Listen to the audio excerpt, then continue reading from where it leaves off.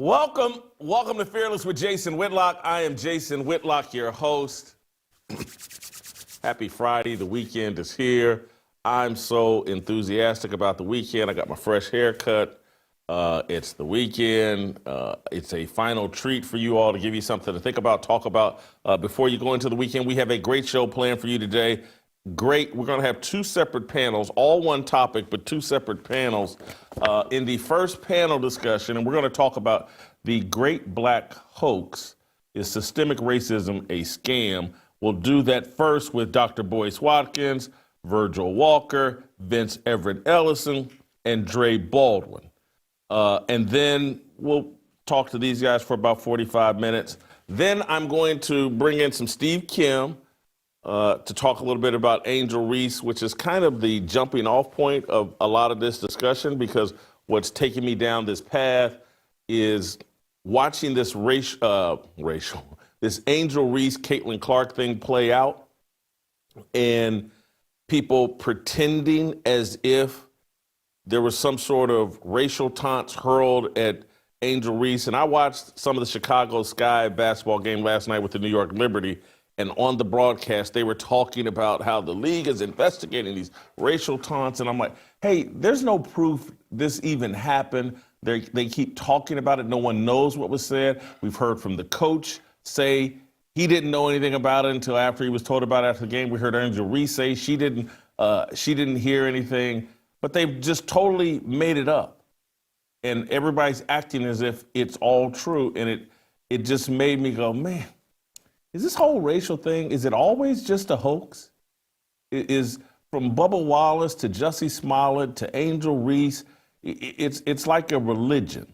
And so we're going to have that discussion first with Boyce Watkins, Virgil Walker, Vince Ellison, Dre Baldwin, and then I'll bring in Steve Kim, talk a little bit more about Angel Reese while we get the second panel, Delano Squires, Brandon Tatum, you guys know Officer Tatum, Wilfred Reilly, friend of the show, been on several times, so all these guys have, and Shamika Michelle. But before we do any of that, and I'm about to bring this panel on, guys, be patient with me. I just want to take care of our life purpose here at Fearless. We support the worldview that life begins at conception, and we do that by supporting Preborn. Preborn is an organization that provides expectant mothers who are considering abortion, provides them with an ultrasound that introduces that baby's heartbeat to the mother. A sonogram introduces an image of that baby to the mother.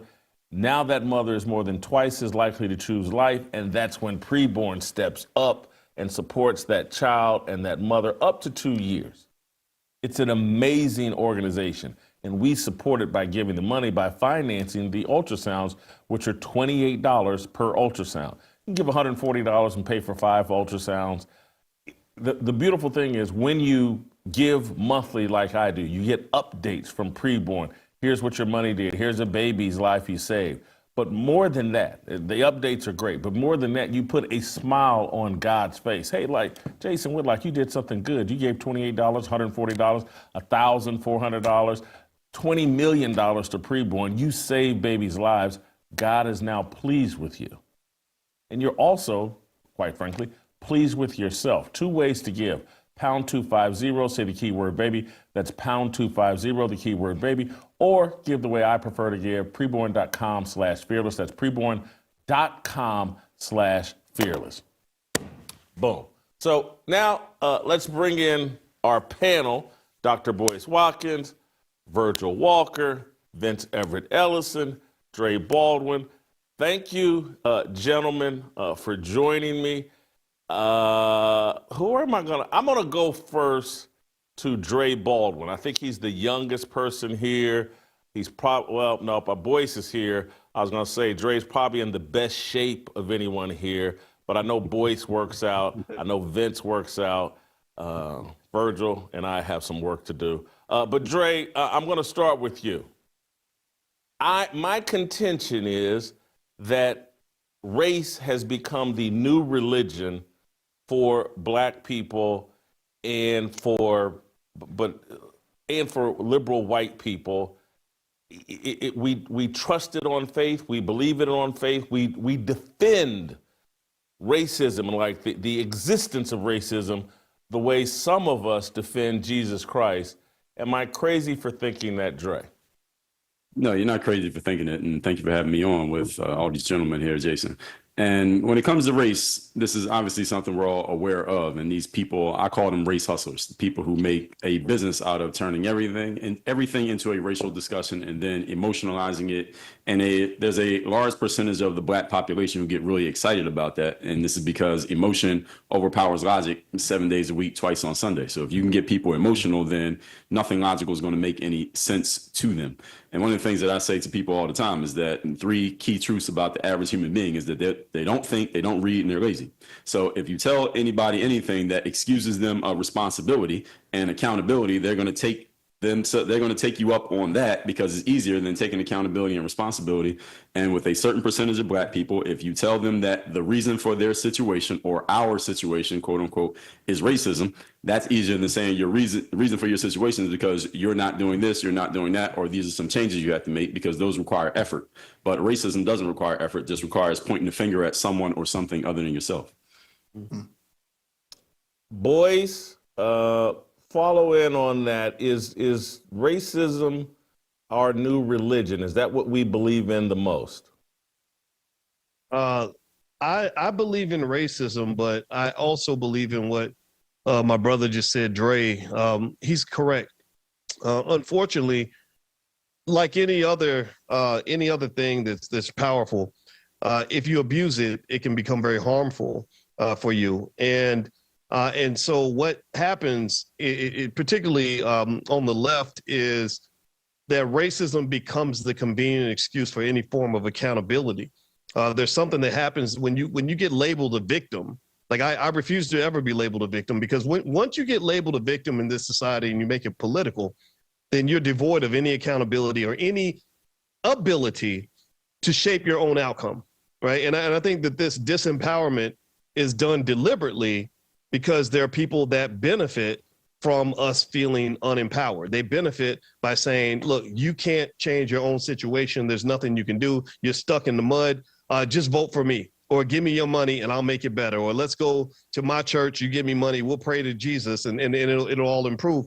And so what has happened to a lot of our young people that have been trained to fixate on racism as the sole responsibility for anything negative that happens to them is that they then go through life very depressed, very sad, very hurt, because they don't feel they have any say in any of their outcomes. And this has a real impact on mental and physical health. I mean, the reality is, look, if you give a kid a wheelchair before they ever learn how to walk, then they'll never take the time to learn how to use their legs.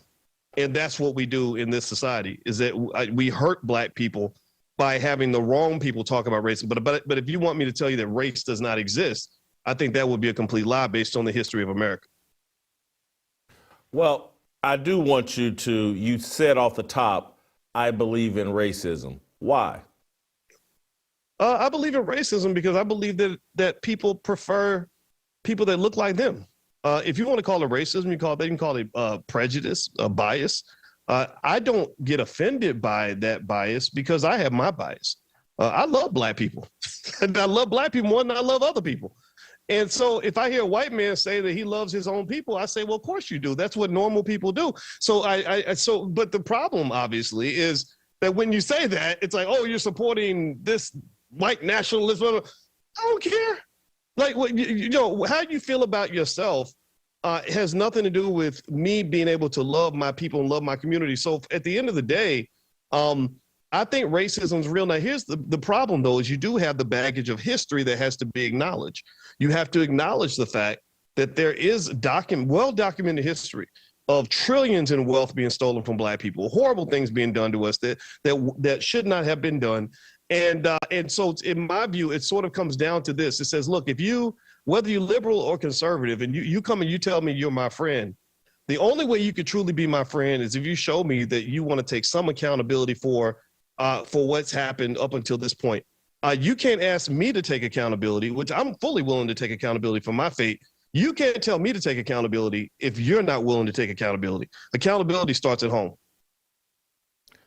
Boyce, I'm gonna let you off the hot seat, but I want to ask one more question. Just you said you said you support people that look like you. And so I would say me and you look completely different. No one's ever going to mistake me for you. I'm 70, 80 pounds heavier than you. I'm probably 20 to 30% better looking than you. No one's ever going to mistake me and you. We actually don't look like each other. We're different shades of skin tone. But what I like about Boyce Watkins are the values Boyce has about self-reliance economically and teaching people how to find economic independence and self-reliance. It's your values beyond, we have different values as it relates to race, but it's your values, the fact that you sought out a wife and you celebrate her and support her and provide for her. It's your values that I actually like and we have in common. I don't think we look anything alike. We don't look anything alike, but when I say that I care deeply about people that look like me, what I mean by that is when I went looking for a wife, I was not looking for a white woman to marry. Not because I hate white people. I don't have time to hate anybody. Hate is a horrible, ugly emotion to carry around in your body. It's not healthy for you. But I wanted to marry a black woman because I come from a black family and I come from a black community. And so my preference is not one that's meant to be divisive or exclusionary of anyone else. I have white people in my life that are wonderful people. And I agree with you too, that values matter more than anything. But at the end of the day, if I'm not taking care of me and mine, then who's going to do it? I don't have a single problem with the way Trump might feel about other white people. That's his prerogative. He's taking care of his family. He's taking care of whoever he considers to be his community. I'm doing the same thing. I think when we get into too much of a kumbaya mindset as black people, where we really think that race does not matter, I think you get kicked in the head. You end up finding out that your community, your people, your family, your children get neglected because you out here trying to take care of everybody else instead of taking care of your own. And that's exactly what we did during slavery. We were taking care of everybody else. I don't want to take care of everybody else first. I'm going to take care of me first and mine first. So that's what I mean when I say I have a preference for me and mine. And there's nothing abnormal about this. That's completely normal, completely human. And there's still room to love everybody. I've never excluded anybody from any event I've ever done. I've never said, well, white people can't come in. That's silly. But at the same time, no, if I want the people I care about to win, I got to pour into them, and I got to pour into them first because I can't be pouring into everybody equally. Vince, your reaction to what Boyce and I just discussed? Well, yeah, when you see these things collectively, black people as a collective, you have to look for leaders because we all are in one group and the group has to be led. When you see each other as individuals, you look at yourself as an individual. And of course you say, I take care of me and my household. But since we look at each other as our group, as a collective, we have to have leaders. And our leaders are corrupt. They're evil, vicious, self-aggrandizing people. They believe in aborting children up to the 9th month. They believe in castrating little boys and calling them little girls. They believe in running God out of the public square. They believe in race baiting and fighting and raising hell in the street and burning up your own neighborhood. That's who our leadership is. And because we see ourselves as a black collective, we have to have leaders to lead us. And as a free man, I lead myself. I don't look for somebody to tell me what to do. I look at myself, I look at my God, and I learn from him what to do. And as each one of us do, if we all do that, then as a collective, we become strong. See, I don't believe in collective punishment. I don't look at white folks and say, well, I dislike all white people. I don't look at anything as collective. I look at you as an individual, like you said. I like Jason Whitlock because of Jason Whitlock, because there's a whole lot of other Negroes out there that I don't like. And I don't mind telling them that. And they can be as black as me, light-skinned as me. You might be my color, but you're not my kind. I won't sup with you. I won't play with you. I don't want to even look at you. And if you come to me with these crazy ideas and you tell me that I have to follow behind you because you and I have the same amount of melanin content, we're going to have a problem. And this is how we get caught up in all of this. Black hysteria. We have a collective leadership who are a bunch of perverts, liars, psychopaths, and anti-Christian bigots that are leading us off of a cliff. And because we see ourselves as a collective, we follow this group of ingrates. And they've led us to the bottom of every socioeconomic statistic in the United States of America and in the industrialized world. I look at myself as a free man. As a free man, I decide where I go. And I don't need any one of these people to lead me. Vince, I think you make an interesting point that I'm going to ask you to follow up on. Just for clarity's sake, other white people don't have race leaders. Asian people don't have some racial leader. I don't know who Hispanic people's racial leader is. It's only us, and it doesn't seem to be effective. That racial leader concept, perhaps in the 1960s, 50s, under Dr. Martin Luther King and the Civil Rights Movement, people could argue that leadership did benefit us.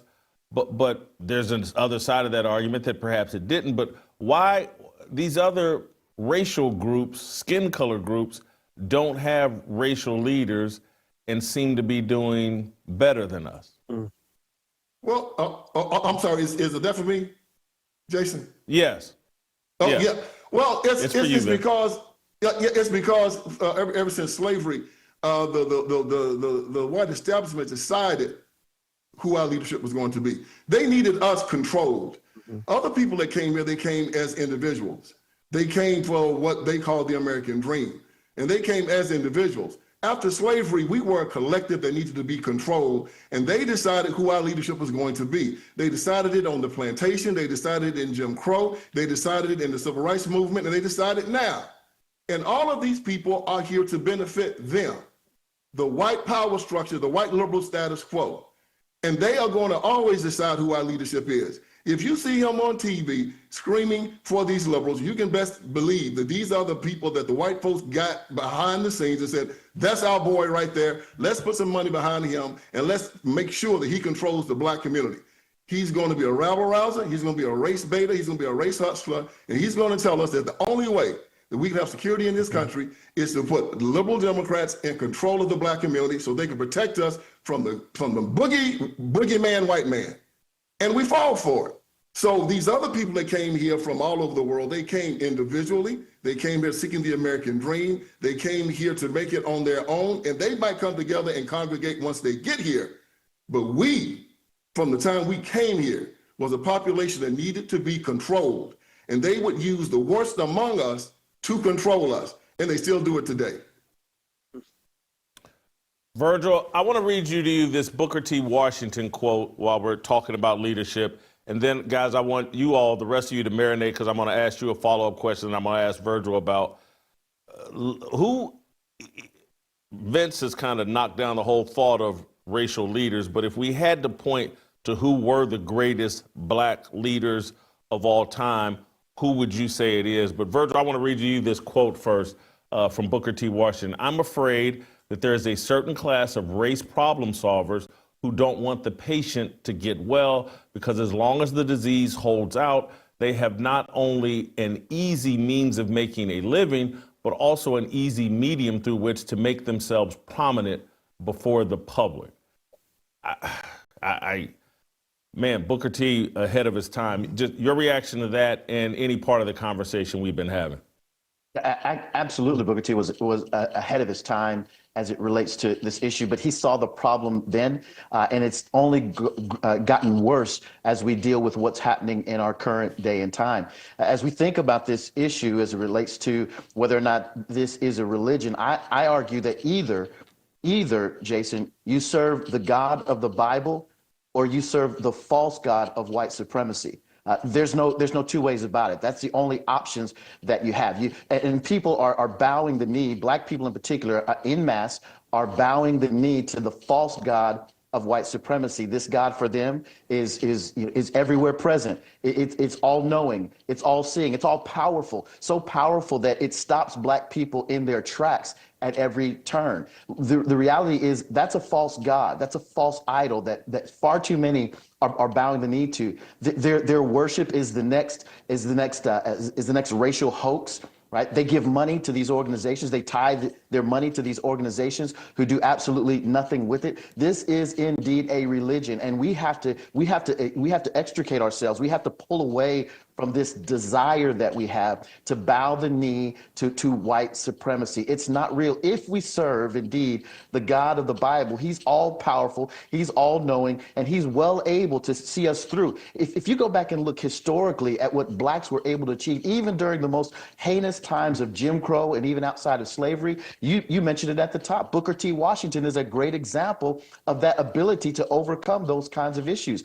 There's no racism that stops us today. There's no systemic racism that keeps me from doing anything someone white can or desires to do. All that it is it's an idea that we've rolled around in our head, looking for the next racial hoax by which we can have a fawning public bow their knee to and excuse any ability to be accountable for any of our own actions. This is really what's at hand.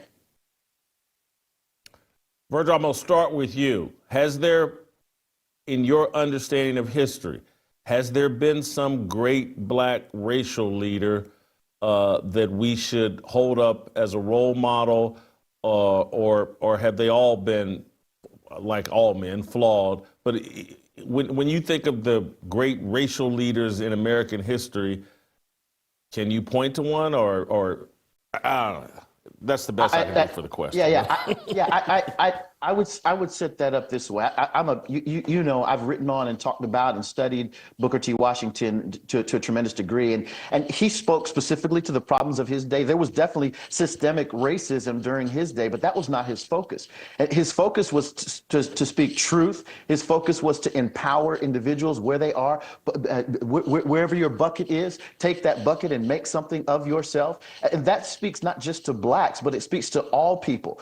Anytime that we're doing something that speaks truth to power in a way that advances anyone, regardless of the level of melanin in their skin, that's good content. That's good information. Those are the kinds of ideas that we should follow. And so I would point to a person like Booker T. Washington, not from a standpoint of the racial component of what he spoke about, but from the standpoint of the manhood. He talked about being manly, what it means to be masculine, what it means to take accountability, what it means to lead your family, what it means to lead in the community, what it means to have the advance of economics, of empowerment, of tools and resources that help you do what it is you do and help others accomplish their goals as well.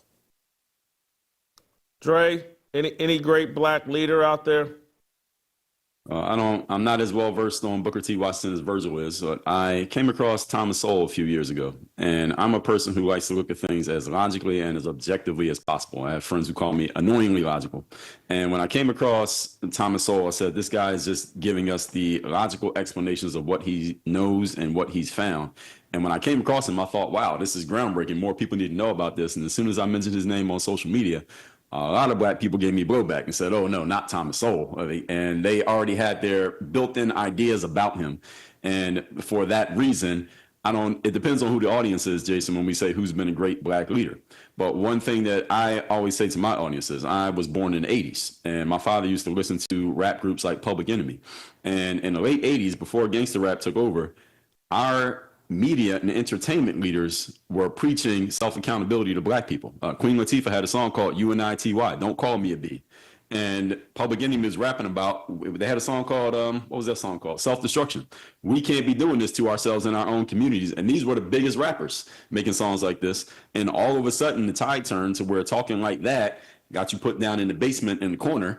And the more prominent rappers were talking the degeneracy and using the excuse of, well, we're just reporting what's going on in our neighborhoods. Well, people wake up every day and go to work in your neighborhoods. Why are you not rapping about that? So it depends on who the audience is and who you're trying to sell here, Jason, as to who you call a leader. I think there are a lot of people who are qualified to be leaders, but can you get the masses of people to listen to them based on what they say, especially in the world we're in today, where all people do as soon as they hear your name is try to go find anything about you they can use as a toehold to discredit you, to poison the well, so to speak. And now they don't have to listen to anything you say because you happen to say something that made them uncomfortable. Boyce, you and I are a part of the same generation, Virgil as well. This morning, I was thinking about the Invisible Man. And it's celebrated as one of the greatest novels of all time. It's actually not. It's pretty Marxist. It's pretty disjointed. It's poorly written, but it's celebrated. But I do like the notion of the invisible man because Thomas Sowell would qualify as an invisible man. Walter E. Williams would qualify as an invisible man. Shelby Steele, invisible man. As we speak, I'm being erased. And many of us that will be talking today are invisible men because we promote the wrong values for Black people because we're against the victimhood mentality. But I say all that as a setup to say that the real invisible man is the self-reliant Black man. And I say that I think Virgil and Dre have pointed to a couple of guys, Booker T. Washington, Thomas Sowell, and others that are invisible men that would be great leaders, but it seems like there is a systematic system to erase those men with those values. Yeah. What's interesting about that, and I completely get everything you said, and I agree with you actually that you do have right now we're on a panel full of invisible men. This is an awesome panel to be a part of, not because I expect to agree with everything everyone says, but because you have a diversity of perspective that isn't represented in mainstream media, certainly not represented by anything I've seen really in either major political party. And so that idea of the invisible man is something that we should explore because there's another side of that in this sense. Visibility is determined by whether or not you choose to make something visible or not. We were invisible, but we're visible now because you have a platform that is making us visible, right? I think in America, what you have really predominantly is the big culture war between the leftists and then those on the right. And a lot of mainstream media is controlled by people on the left. A lot of universities and institutions are controlled by people on the left. I've taught at a few different universities, and my daughter went to Columbia, and Columbia is a just hyper liberal institution. They were even giving abortion talking points during the commencement speech, which I thought was highly inappropriate for a commencement address.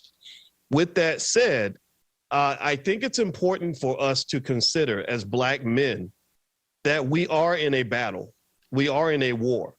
We're in a war in the sense, and I don't care who you decide the adversary is, but the war does to some extent run along racial lines in the sense that historically, the Black man has been seen as either a buffoon or the victim, or now it's either you're the athlete, the entertainer, or the comedian.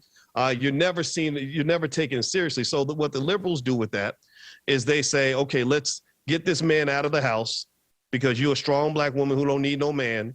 And we see what's happening. You go to South Side Chicago, West Side, you're seeing kids shooting each other up because it's a fatherless community.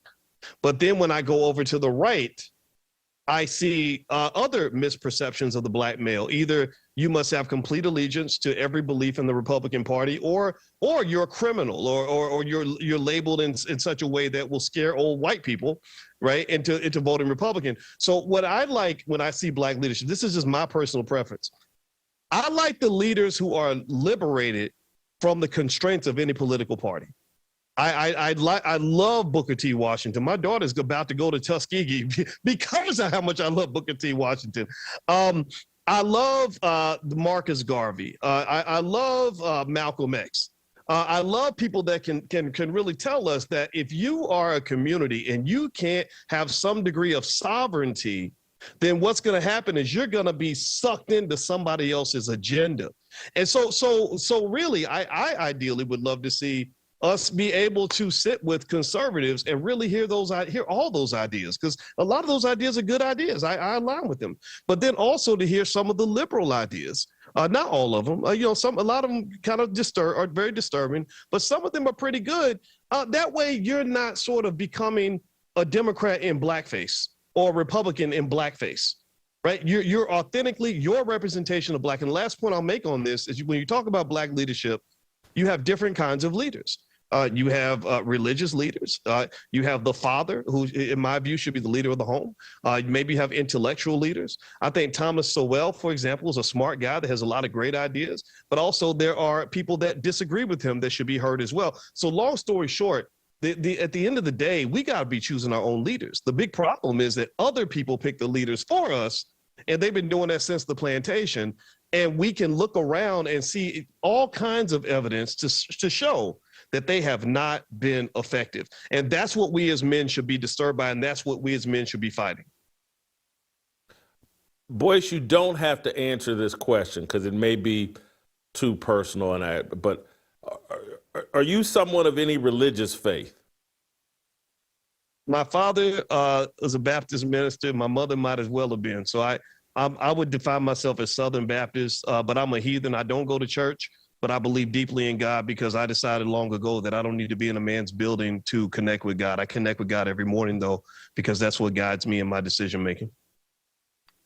And so you argue that these wars a lot of times fall along racial lines, and someone like myself would argue these they fall along spiritual lines. Everything is this spiritual conflict. There's a good versus evil battle, and it's not based on race. It's based on values. How would you respond to that? I think that you're right about that, but I also think that there were a lot of Bible-thumping Christians that you would have cut my testicles off 200 years ago. So I'm not here to say that every white person is evil. I think it's far more complicated than that. But I think that for me to somehow believe that that every white Christian would view me as equal because I'm also a Christian, I think that is just not true. But at the same time, though, I'm not necessarily offended by that because I know that if you look at human history and you look at human nature, people take care of their own people for the most part. And I think it's up to us to take care of ourselves. So I'm not offended by anything that you said there. I think that you are right. It is a spiritual thing. I chose certain values because they didn't feel right. For example, abortion. That didn't feel right to me. It doesn't feel right to terminate a child. I didn't understand how you can love the hell out of a baby when it's 1 year old, but you want to kill it when it's still in the womb. Oh, that's out of sight, out of mind. You haven't seen the child. You haven't bonded. So that therefore you don't really see this as the crime that it is. Also, I think that there's a great argument to be made about the extermination of Black children, that Planned Parenthood being used as a tool for that. I believe all of that. But simultaneously, do I think that I have the legal right to tell someone what they should and should not do? I don't know about that part. But still, at the end of the day, I think everyone should sort of walk through the logic of their personal position. And like my brother Vince was saying earlier, people shouldn't just be telling you what to think or telling you who to listen to. That right there is how they control people. But unfortunately, that's going to continue because most studies show that 70% of all people will follow the crowd, even if the crowd is wrong.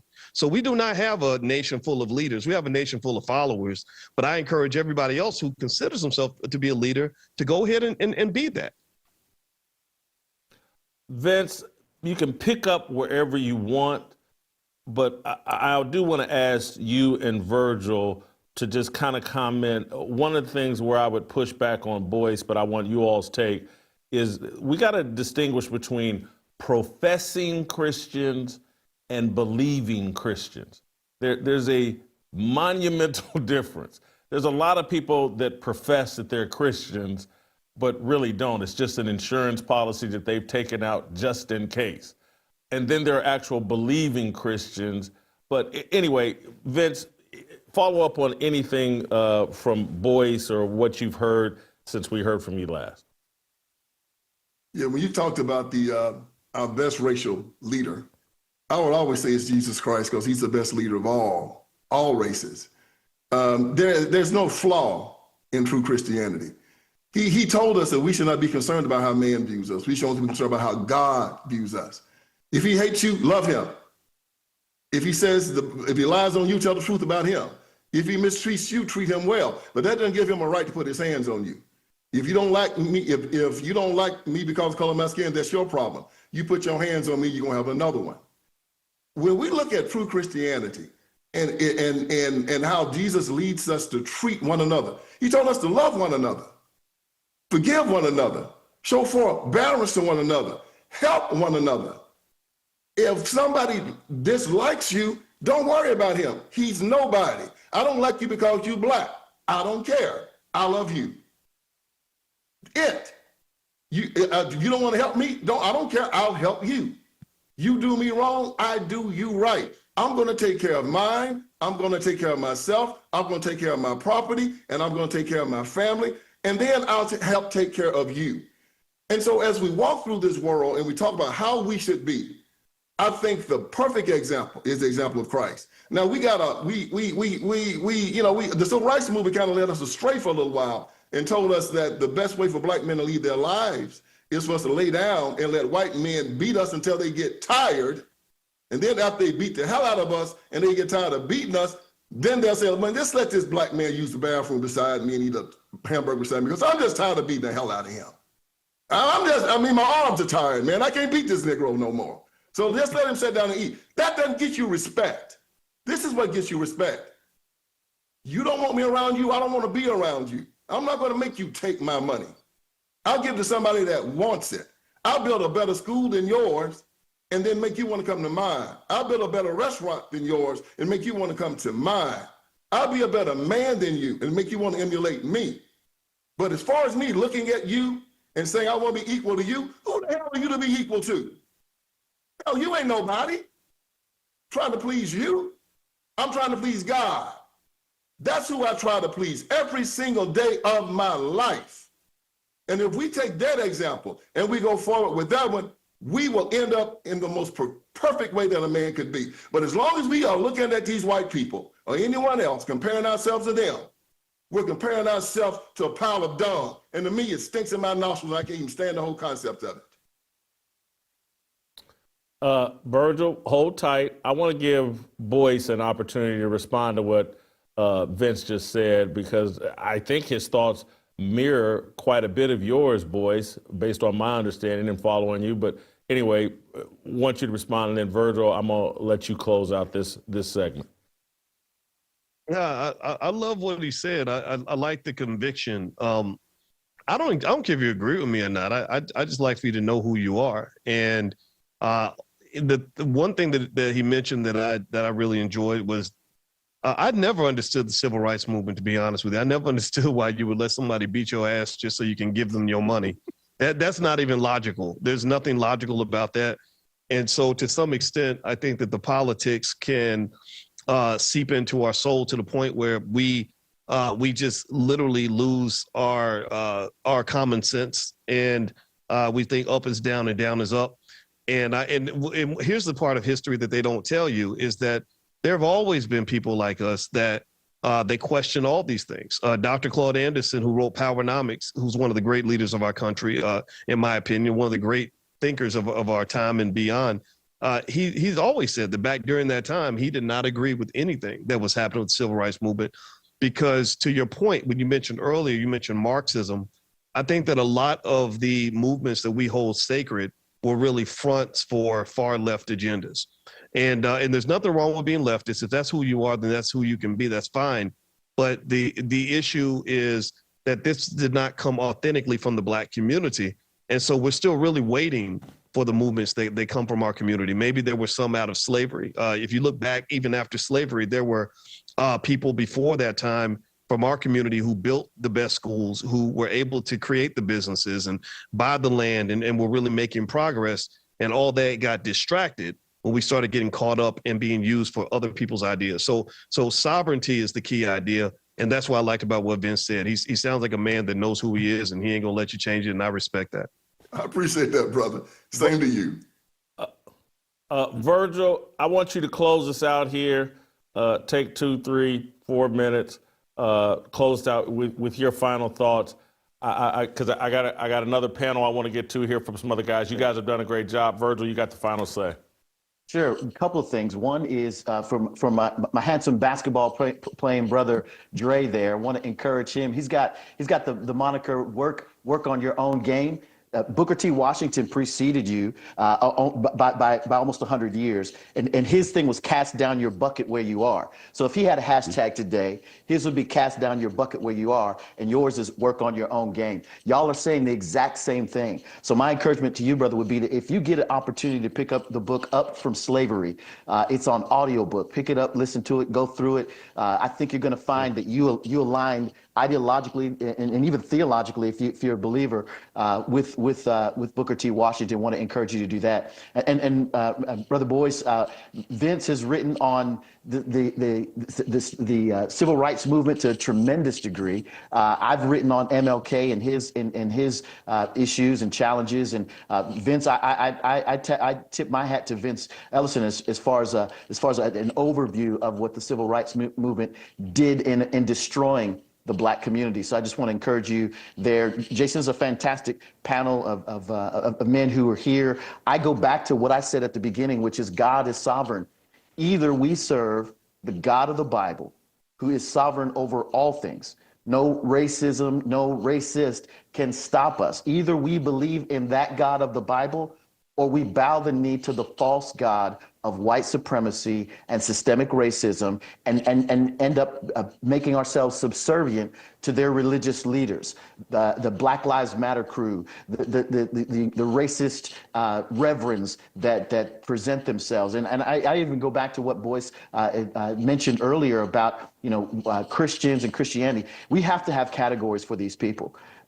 Judas would have been considered to be a Christian up until the point at which, he denied, he did what he did to Christ. And I just want to make sure that we have proper categories, that we're actually serving the God of the Bible, that we're not bowing the knee to false gods. And right now, the largest false god in the Black community is the God of white supremacy. I agree, but I do think Black women are running a close second in terms of who gets worshipped, and we'd have to debate that. That little special spot between their legs has made a fool out of a lot of us. So anyway, thank you guys, and great job. I want the audience to stick with us. We're going to bring Steve Kim on, and we're going to talk a little Angel Reese because she's connected to this. And then our second panel, Delano, Officer Tatum, Wilfred Reilly, and Shamika Michelle will join us, and we'll continue this larger discussion. Before we get to Steve Kim, I want to remind you guys about our great friends at Relief Factor and all that they've done for me and my friends and the people that have been using Relief Factor. You guys know I like to work out every day. One of the reasons I've been able to do it, one of the reasons I've been experiencing less joint pain, less inflammation, is because of Relief Factor. I've shared with you the story about Jeffrey Steele, my great friend, the country music legend, bikes every day, 30 miles on a bike every day. The guy's 63. The reason he can do it is because he uses Relief Factor. It's a daily drug-free supplement that fights inflammation, and it's $20. For just $20, you can get the 3-week quick start. The quick start will let you know if Relief Factor is right for you. 70% of the people that try the 3-week quick start circle back and re-up because they're already experiencing the benefits of Relief Factor. You guys can do it as well. Call 1-800-4-RELIEF. That's 1-800, the number 4-RELIEF, or visit relieffactor.com. Thank you, Relief Factor. Steve Kim, next.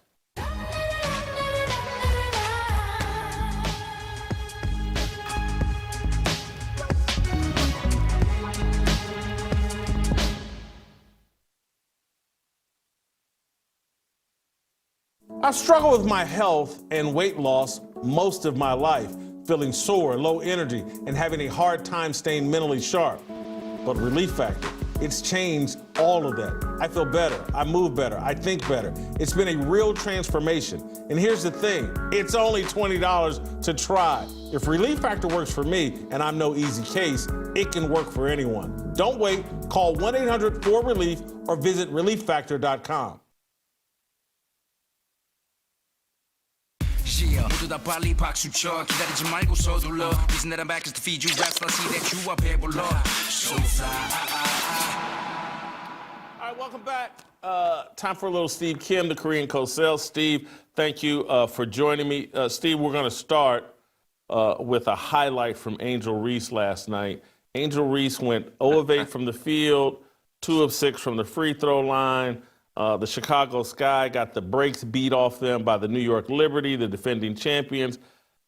If you watched it, it was like, I think the game ended with a 24-point loss, but if you watched it, it was just as much a blowout as what the Fever put on, the 35-point loss. The Liberty pulled off at the end, or basically the entire fourth quarter, and much of the second half.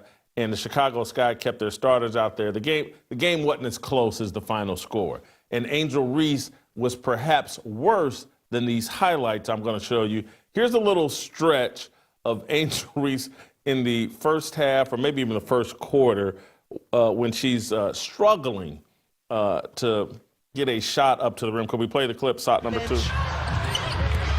Cardoso with the miss. Angel Reese picks it up, what she's good at. Getting another offensive rebound. She says, give me that. How about another?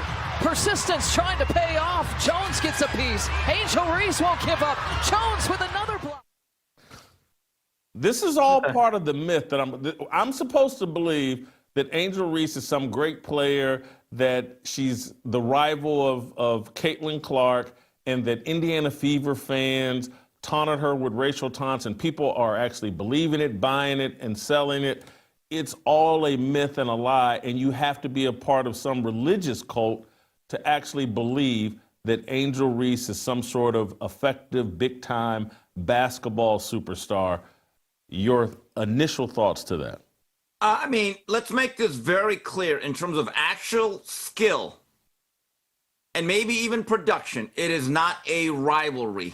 And if it is a rivalry, it's Benzino biting at the heels of Eminem at his peak. I mean, what are we really doing here? Now, Jason, go back to the box score. You said she was 0 of 8 or something like that? Yeah. Yeah. She's literally the only player in basketball history at any level, male or female. You could literally see all her offensive touches in 45 seconds. I mean, just watching that, it reminded me of a dog chasing its tail. It's futile. She's going to keep trying. The harder they try, the worse the efforts get. That particular sequence reminds me of one of the most memorable playoff moments that I can remember. Is 1993 Game 5, Bulls-Knicks, tied up at 2. The Knicks had gone up 2-0 in that series, best known for the John Starks leaping left-handed dunk. Chicago ties it at 2 at Chicago Stadium. Game 5 goes back to the Garden. And Jason, you must have been able to remember this one. Knicks were down by 1, and Charles Smith had about 15 looks right underneath the basket. Kept getting blocked, kept getting blocked. Then he missed, kept getting blocked, kept getting blocked. And then he was stripped. And in essence, the series was over. Knick fans have never gotten over it. And Jason, I'll give Charles Smith this. He was actually met at the rim by great athletes. What's Angel Reese's excuse? The other thing I want to admit is that Charles Smith was actually a pretty good NBA player. He was. Early in his career with the LA Clippers, he averaged 20 points a game. A couple years at the Knicks, he was a double-figure scorer. Angel Reese can rebound and has an attitude and has trolled Caitlin Clark into some sort of relevance. And there's this racial protection of Angel Reese. Somehow she's important, and somehow anything that bad happens to her, because I'm sure what we're going to hear is like, well, she's struggling offensively because of all the stress she's dealing with. She's created this stress by trolling Caitlin Clark and by trying to pick fights with Caitlin Clark and by jumping up and getting in Caitlin Clark's face. And Steve, this is going to end in embarrassing fashion. This is my prediction, Steve, that before this season is over, Angel Reese is going to figure out a way to tap out, quit basically, and demand some sort of trade, because this Chicago team is one of the worst teams in the WNBA, in my opinion. Part of that is because they can't even play the right way, because they have to pretend that Angel Reese is some sort of offensive player, and they end up ignoring Carmela Cardoso, the actual better offensive player in the post. And so this is going to be a team that wins few games. Attendance in Chicago is going to dip as they continue to get the brakes beat off of them. And so the whole lie that people are coming out to see Angel Reese is going to get exposed, and Angel Reese is going to start sniffing around the WNBA transfer portal and look for a way out to go jump on some actual good team where she can just rebound and dress up as basketball Barbie. That's But you know my what, prediction. Jason? You know who'd be the happiest about that? Her teammates. Someone tagged me and you on that particular clip, and they pointed out something that I didn't even notice. And it goes to show you how she sucks all the oxygen out of the room and takes away the attention of everyone else. During that stretch of bricks, her teammates are open. They're basically saying, hey, right here, I'm here. And I know their thought bubbles are thinking, my 22-footer has probably a better chance of going in than your 1-footer. I mean, look at these teammates like right here. Outlet it. Right, I'm here. I'm open. And I know this from being a very below average basketball player on the playground, and I've talked to people that have played the highest levels. The worst teammate is, or a bad teammate is a black hole that scores a lot. You know what the worst teammate is? A black hole that can't. You have to know your role. And I want to apologize to Charles Smith. Anyone that I compare to Angel Reese, I want to apologize. I'm just telling you. And this was the greatness of Dennis Rodman. And I remember one of the defining plays he would make a lot. He would battle for a rebound. He'd be right underneath the basket. And there'd be times he had an open layup. You know what he would do, Jason? He would actually dribble the ball all the way out to half court where Isaiah was waiting for him, and they'd reset the offense. The crowd would go nuts at the Palace. Steve, let me replay the clip of Angel Reese missing these shots. I want to highlight Steve's point. There's a woman off to the right of the screen on the baseline wearing black. She's underneath the basket right now. Then she'll eventually drift out. Watch what happens. She starts walking away. She starts walking back. She gives up and starts walking back on defense. She's giving up. And then Angel Reese finally throws the ball out. That's what Steve is talking about. And there's another clip in the second half where Carmela Cardosa gives up. And you can just see her kind of roll her eyes and start walking towards the sidelines and then look back over her shoulder to see what happens. Angel Reese is destroying the team. I want to play you one other thing, Steve, in back-to-back fashion, this religion of protecting Angel Reese. Don Staley was on the Breakfast Club, and they asked her about Angel Reese and Caitlin Clark. And I want you to listen to Don Staley lie here, and then I'm going to expose that she's lying. Play shot number 3. But what I wanted to ask, since we're talking about players, you know, the WNBA has taken a huge jump in the last couple of years, and I love it. My daughters love it. My sons love it. What do you think what's going on in the WNBA where it seems like they're pitting, you know, Caitlin Clark against Angel Reese, right? It's kind of what they did in NBA back in the day, but it was more teams, right? I guess maybe not teams. It was Magic versus Bird, this one versus that one. But this one, it just seems like it seems very personable. So what are your thoughts, like even the other day with that foul, and they called it a flagrant foul? I don't necessarily agree, but what are your thoughts on it? You don't think it was a flagrant foul? I think it was just a foul. From what I've seen, me playing basketball, me watching basketball, I think if it would have been anybody else, it might have just been a foul. I don't know if it was a flagrant, so just asking your thoughts. Well, I think the officiating has a hard job. That's one. To decipher whether or not that's a flagrant one or not. Hard job. And I do think they understand the dynamics of Angel and Caitlin. I do. I think it's great for our game. Because it's like, it's a sport. Treat us like a sport. Don't treat us anything other than being a sport. It happens in every sport. Soccer, basketball, football. It happens in every sport. So let it be. I'm gonna take the lead of Angel and Caitlin. And that lead is, they said it was a foul. The officials got it right. We're moving on. That's what I'm gonna take their lead. Okay? I think it pulls people in.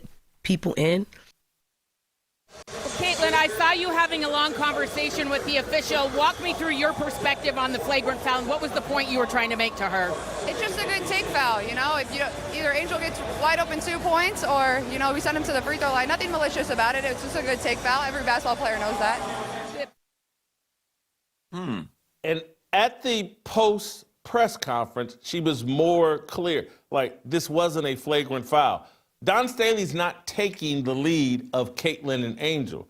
She's taking the lead of Angel Reese and ignoring Caitlin Clark. Caitlin Clark knows damn well that wasn't a flagrant foul, and anybody, just like DJ Envy was saying, anybody that's watched basketball knows that wasn't a flagrant foul. This is the protection of Angel Reese, and this whole thing of Angel Reese being front and center, she's not skilled enough to be running around pretending she's Caitlin Clark's rival, and she doesn't have thick skin enough to deal with the blowback of her personality. It's going to crush Angel Reese. She will tap out this season. That's my prediction. First of all, credit to DJ Envy for at least holding his ground a little bit. Okay, because I know that's not always going to be popular, especially on that show with that audience. I would, and maybe we have to research this, I would love to see what Miss Dawn Staley said about the fouls last year when people were absolutely trying to take Caitlin Clark's head off and butcher her. Was it just good basketball at that time? Was it just drawing people in? I'm going to repeat something, a mantra of mine. The standards you set for somebody is what you really think of them. But Jason, going back to a pure basketball discussion, okay? A player of Angel Reese's skills and abilities, and look, rebounding is important. It's a very important aspect of basketball. Okay, she's very good at that. But a player that cannot put the ball into the basket consistently the way she does from the paint, and she has very limited offensive skills overall, for that team to be good, one that she's on generally has to be about the third or fourth best player or fourth or fifth option. And I'll give you an example. Everyone piles on Draymond Green because of the recent collapse of the Warriors season. But you know what? Draymond Green has always played his role well. He knew what he was. You could have any criticism of Draymond, but his role was to scrap, fight, bite, kick, fight, rebound, and defend. It was never to score. And to his credit, he understood that, and he sacrificed his own offensive game. That is something that Angel Reese does not have the wherewithal to do at this moment. Steve, thank you so much. Great job as always. I'm going to return to our panel discussion about the Great Black Hoax. I believe Delano, Brandon Tatum, Officer Tatum, Wilfred Reilly, and Shamika Michelle are ready to go. I want to continue this discussion. Angel Reese is just kind of my jumping off point for all of this in terms of like, when I just think of hoaxes and how we've been using race and racism to elevate ourselves. Angel Reese, a prime example of that. If there wasn't this argument that, oh, Indiana Fever fans are racist, Caitlin Clark fans are racist, Angel Reese is some sort of black rival to Caitlin Clark, when everybody's like, she ain't no rival. And they won, LSU won a national championship game against an overmatched Iowa team. It wasn't Angel Reese as some sort of champion who's better than Caitlin Clark. It's a joke. Angel Reese has a bad attitude. She has a bad basketball game, and her value to basketball and to the WNBA have been greatly exaggerated. It's going to blow up in her face. And that's my overall argument for racism and this race hoax. That this race hoax that too many black people are participating in, it's blowing up in our face.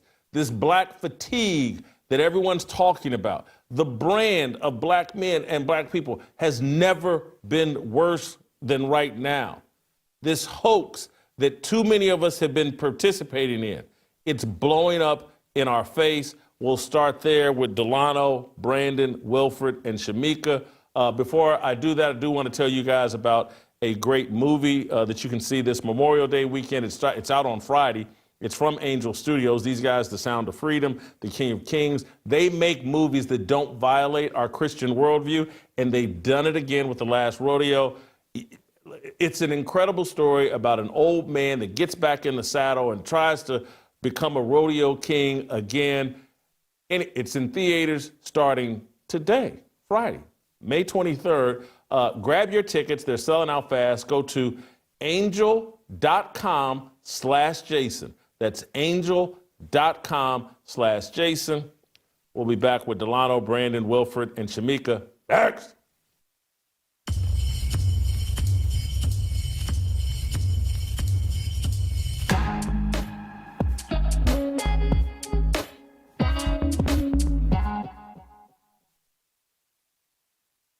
Stand, fight, build.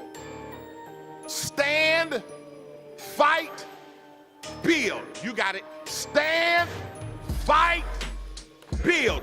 A man who won't stand for God will absolutely fall for anything. But a man who stands, he shifts generations. A man who won't fight will drown in his own lies. But a man who fights lays the foundation for revival to take place. And if there ever was a time in America where we need revival to take place, this is the time. But it's going to take some men who are not cowards and who are not running with a yellow streak down their back. It's going to take some men who will stand, and it's going to take some men who will fight.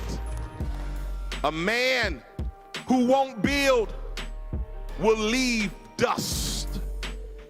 But a man who builds leaves monuments that hell cannot destroy. I don't know about anybody in here, but I'm gonna tell you right now, I'm trying to build something that hell cannot destroy. I'm trying to back hell up out of the south side of Chicago, and you don't have to look at me with that tone of voice. You ought to be trying to back hell up wherever you live. In your house, you ought to be building. On your block, you ought to be building. In your city, you ought to be building. This whole nation ought to be better, because what happens in this conference today, a group of men who have decided to stand, to fight, and to build. Stand as a fighter, fight like a builder, and build like a warrior. The hour is now. These words are our religion, no regrets in our decisions. We all want to go to heaven with freedom. It's my obligation, no hate, discrimination, raising up your hands for freedom. All right, welcome back. Let's continue our panel discussion, and we'll pick up right where I left off. And the Delano Squires, Brandon Tatum, Wilfred Reilly, Shamika Michelle. Brandon, Officer Tatum, I'm going to come to you first. I just made the argument that this race hoax, Angel Reese, it's going to blow up in her face. And I'm saying that for black people, the race hoax that many of us have been participating in, blaming everything on racism, white supremacy. I think it's blowing up in our face right now with the whole black fatigue deal, and just a weariness and a tiredness of white people finally being like, hey, I've had enough. Do you think the race hoax, this 50, 60 years of blaming everything on racism, is there's going to be dire consequences for black people if we don't put an end to it? Yeah, thanks for having me on, Jason. 1,000% it will be. And I think it's not just a fatigue from white people. I think other black people that are reasonable, functional adults are sick of it too. Every time you turn around, they're blaming race on things that obviously have nothing to do with race. Angel Reese and Caitlin Clark is not a race thing. Caitlin Clark is a baller. Angel Reese is nowhere near as good as Caitlin Clark, and her attitude is pee-poor, right? You look on her social media, she's dressing like she a stripper. I mean, she has no decorum. She's not a professional. She's not mature. She has this ghetto mentality and attitude that is not receptive in the WNBA when it comes to ratings and how they're going to grow and be successful, all of those things. And we've seen the fallout with that Shiloh lady who said the N-word to a kid, which I think she's a complete idiot for doing it. But I think what it does is it speaks to the issues of people being sick of the hypocrisy. You know, you have Carmelo Anthony stabbing a white kid in the chest and getting $500,000, and people are in the comments on the GoFundMe saying that's what he get. They've been doing this to us for years. So when you do this for a prolonged period of time, people get sick of it. And I think black people are sick of it too. Delano, what do you think of my argument that this race hoax and this reliance on white supremacy as an explanation for everything, I'm arguing there's dire consequences for this, and that the brand of black men in particular, black people in general, black women in particular, has never been worse than right now? I mean, I generally agree with the argument. I don't think blaming everything on white supremacy benefits black folks, because it freezes us in place and it keeps us from being able to exercise moral agency in our own lives, right? We've had this conversation, Jason, about, you know, so-called black on black violence and why it doesn't get addressed. And I think part of it is because if you believe that the problems facing the black community are caused by systemic racism and income inequality, then it's no surprise that many of the people who claim to speak for black folks, all they concentrate on is trying to create bigger government or better white people. And I've never been of the opinion that you can outsource uplift. And I think what we've been trying to do for the better part of at least the last 30, 40, 50 years is to do that. Is to say white people are both the source of all of our problems as well as the source of all of our solutions. And I just think that's a losing game. And for me, I think personally it's offensive because particularly when I hear black men speak that way, there's nothing that separates a man more from a boy than the willingness and ability to take on responsibility. And when you outsource all your responsibility to someone else, the person you say is your enemy, your oppressor, then that puts you in the position of a client, not as an agent. So no, I don't think it's good for our communities.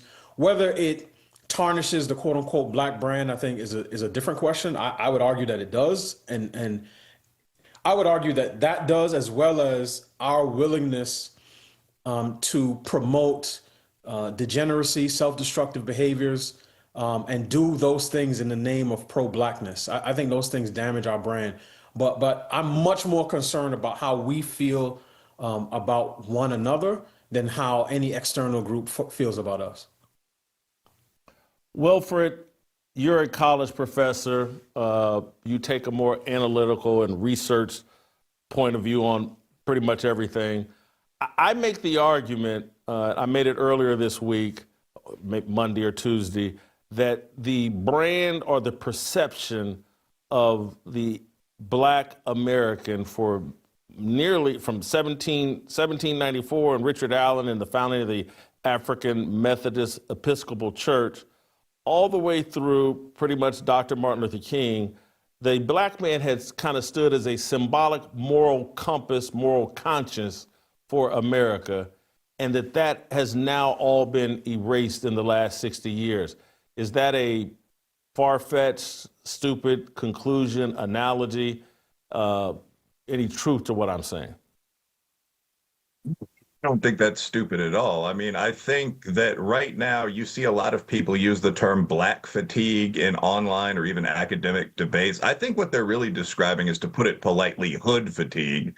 I mean, that can involve people of all backgrounds who behave in a certain way, but nonetheless, like the attitude that black people are, I mean, the black man used to be associated with perhaps higher rates of crime, but also being a strong father, being in the house, the military to some extent Religious since the 40s, a whole bunch of things that that people would bring in. Now, I do think the focus exclusively on racism for 60 years has clearly had an impact. And I mean, when you talk about the academic or the analytical background, racism clearly isn't the cause of all or most problems in the black community. I mean, and there are ways to look at that. I mean, were problems like illegitimacy or crime worse when racism was worse in the 40s, 50s? You can look at that. The answer is clearly no. Do those problems exist for successful immigrant groups like Nigerians and Jamaicans to the same extent?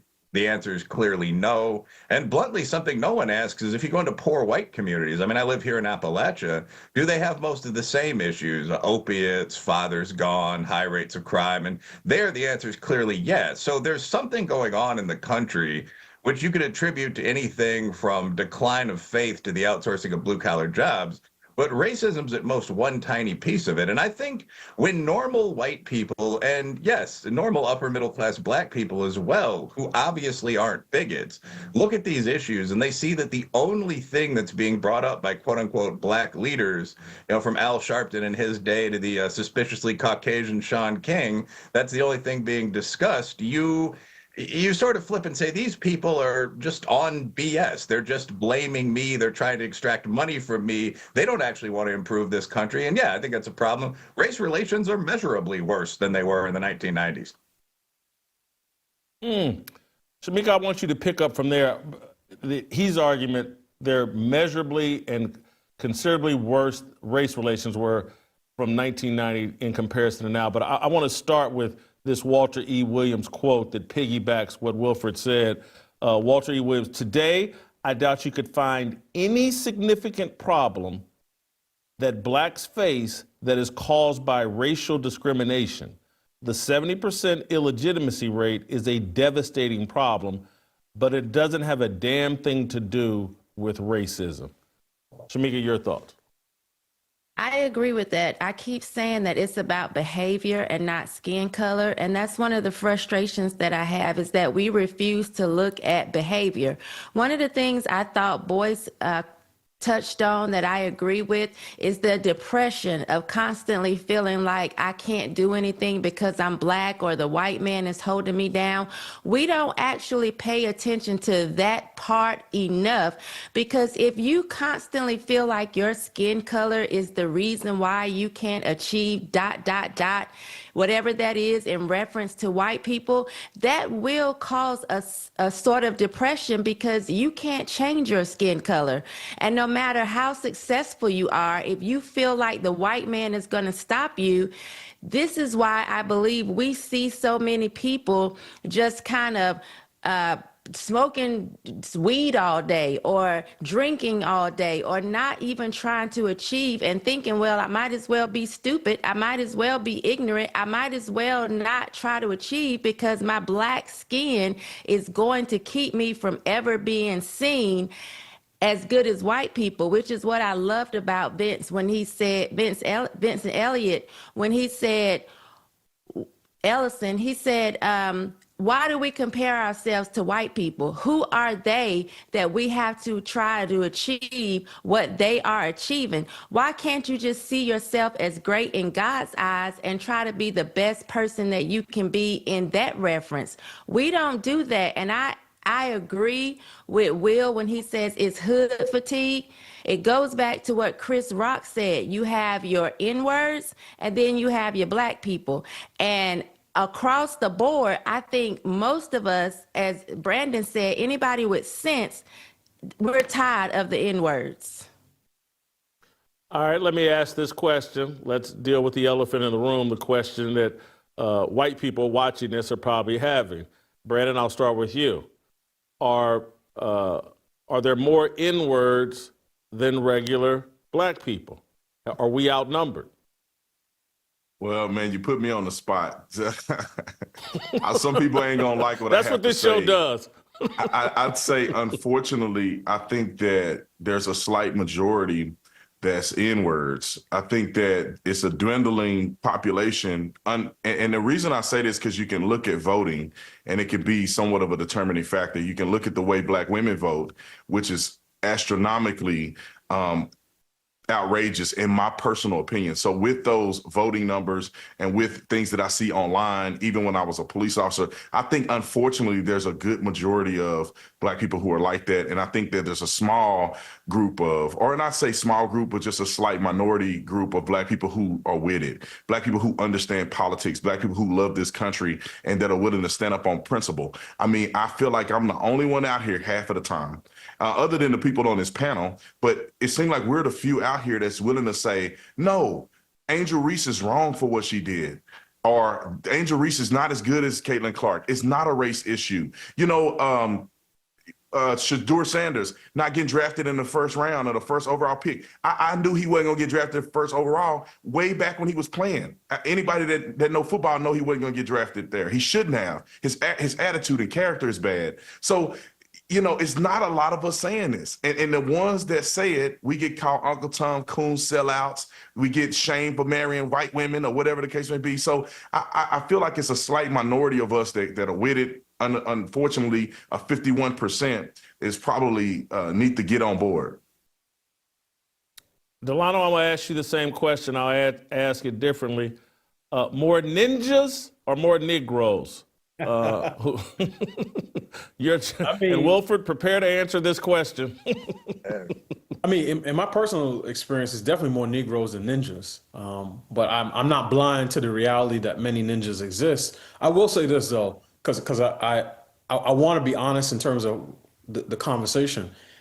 The whole notion of black fatigue, at least as it relates to the social media phenomenon of black fatigue, is not just a ninja conversation. Because I see plenty of, accounts where it'll be a room full of black doctors or engineers, young people, and somebody will get on there and say, "Oh, but let me see your MCAT. Let me see your GRE scores. I bet they were lower than the average white person." So, at least again, and I'm separating social media from real life, because I don't get most of this stuff in my real life. I mean, I certainly see some ninja activity in my real life, but in terms of the tension, the racial tension, I don't have that in my real life. And part of that is just the circles I'm in, the neighborhood I live in, the people that I'm around, so on and so forth.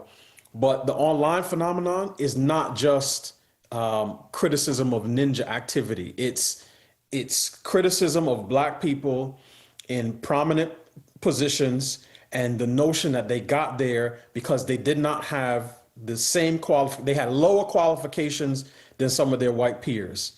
And I've seen that, and I've responded to some people, some of them very well-known white conservatives, by the way, asking them to sort of explain how they drew certain conclusions. So I'll put a pin in. Let me ask you this. Let me put a small pin and ask you a follow-up.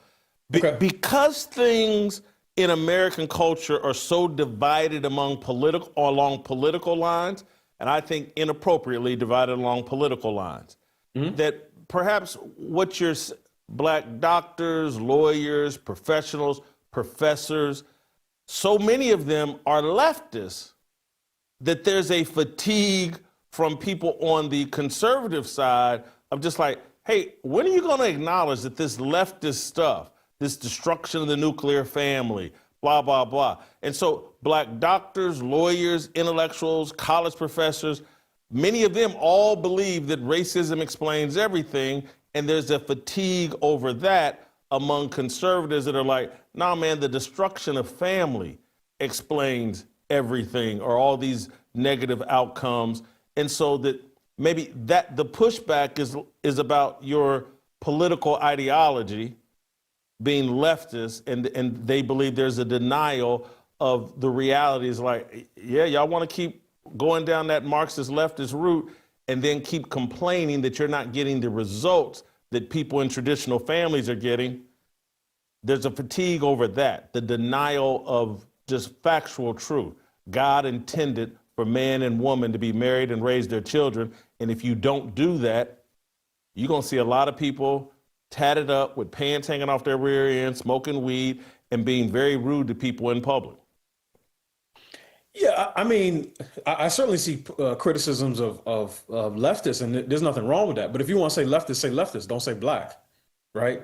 If you have ignorance fatigue, then say ignorant. But once you put a racial descriptor on, and again, the things that I'm seeing or the issues that I'm referring to are not ones where someone is pushing back on a black person, blaming racism for why black people are not further ahead. I'm talking about, again, it's a room full of people that no one knows. Or if you get on a plane and you're a conservative influence, you say, oh, I just saw that there's a black pilot. Oh, pray to God that the plane lands safely. That's not an issue of, ninja behavior. Or I'll give another example, and I name names just so people don't have to guess what I'm talking about. During the election last year, when Charlie Kirk referred to Lloyd Austin, right, as a DEI hire, my question is, in what sense is Lloyd Austin a DEI hire? He has all of the qualifications that all the previous secretaries of defense had. But if DEI is stand-in and DEI, I think, is part of the black fatigue phenomenon. If DEI is a stand-in for black people on the center left in prominent positions who I believe got there primarily because of their skin color, then you got to own that. So I'm a big person in not conflating different issues. And yes, as somebody who has lived in and around cities my entire life and worked and much respect to Officer Tatum, because he was out there on the front lines as a police officer. My last year in city government in DC was at the Office of Gun Violence Prevention. And yes, I did have fatigue with every single morning, the police captain, one of the captains or higher up saying, young black male, young black male, young black male for both perpetrator and victim. Yes, I did get fatigued by that. But some of the stuff I see online is not just about what black people are doing. It's the notion that black people are being in a particular space at a particular time. Wilfred, what do you think of my argument? I'm going to ask you to arbitrate this. What do you think of my argument that perhaps some of that is just like, take me. I'm fed up with leftist, Marxist, feminist mentality. And there is a certain group that at like a 94, 95% clip seems to be in support. Feminism, leftist, Democrat Party, blah, blah, blah. And so we've been stereotyped, people with our skin color, as like, you support the entire leftist agenda, and I'm frustrated by it. Yeah, I think there's a mix of things going on, and that is one of them. But I think Delano also made a pretty good point. I will say on my social media, I've been arguing with the feminists in particular for the past couple of weeks about these crazy issues like, is your husband wanting sex a form of slavery? So, I mean, I think there's a lot of lunatic nonsense out there. And I do think black people are associated with that. But I took a couple notes on this pad here. One, I don't think that there are more ninjas, as we're all politely saying, than Negroes in the black community. I think if you look at, we sometimes overhype this, black women are the most educated group and so on. They're actually third. But there are a lot of just normal black people in this country. I think all of us are pretty representative, actually. You go down to the police station, which I do as an academic. We're trying to get young men jobs. You're going to see about 30% black cops, and they're just going to be hanging around BSing with the white cops. I mean, they're a very large number of normal people. Also, like I said, living in Kentucky, and I don't want to insult my neighbors, but you really do see that ninja behavior is pretty cross-racial. I mean, down here, if you're playing basketball across the street from a trailer park and there's someone sitting on the porch in a quote-unquote wife beater drinking a 40-ounce, the odds they're black are like 1 in 8. I mean, and you can see that in the income stats for Appalachia, so on. So I think everyone needs to be critical of that kind of thing from a religious perspective, political perspective, policing perspective. The second thing I noted down is that social media is a really enhanced version of reality. So the black crime rate is about twice the white crime rate right now. And everyone records these videos of fist fights at their high school and this kind of stupid thing, stuff that happens once every 100 days maybe. And they upload that to social. And you're going to see a disproportionate number of black people involved in that. And that is definitely going to make people have a more critical view of black people. And that's going to spread over to other things. So I agree with Delano that when you see maybe the scores at Howard are 5% lower than the scores at Penn or something, but when you see a bunch of black doctors graduating, there's not inherently a reason to greet that with any negativity at all, right? But the reaction is I'm now associating that with these videos I've seen. I'm now associating that with these headlines about affirmative action in the conservative press. They don't deserve to be there. And that is really an online thing where blacks, whites, everyone sees this enhanced reality and get mad, scream at each other. People say stuff on social media they would never say in reality because they can't get punched in the face on a computer. So, I mean, everyone is just incredibly negative, incredibly polarized. I do think a third thing, though, like something I would actually take the black community to task for, is that ninja behavior may be nearly as common among Appalachians or Hispanics or Native Americans, certainly if you've ever been to the res. But I do think in the black community alone, there's this idea of kind of glorifying it.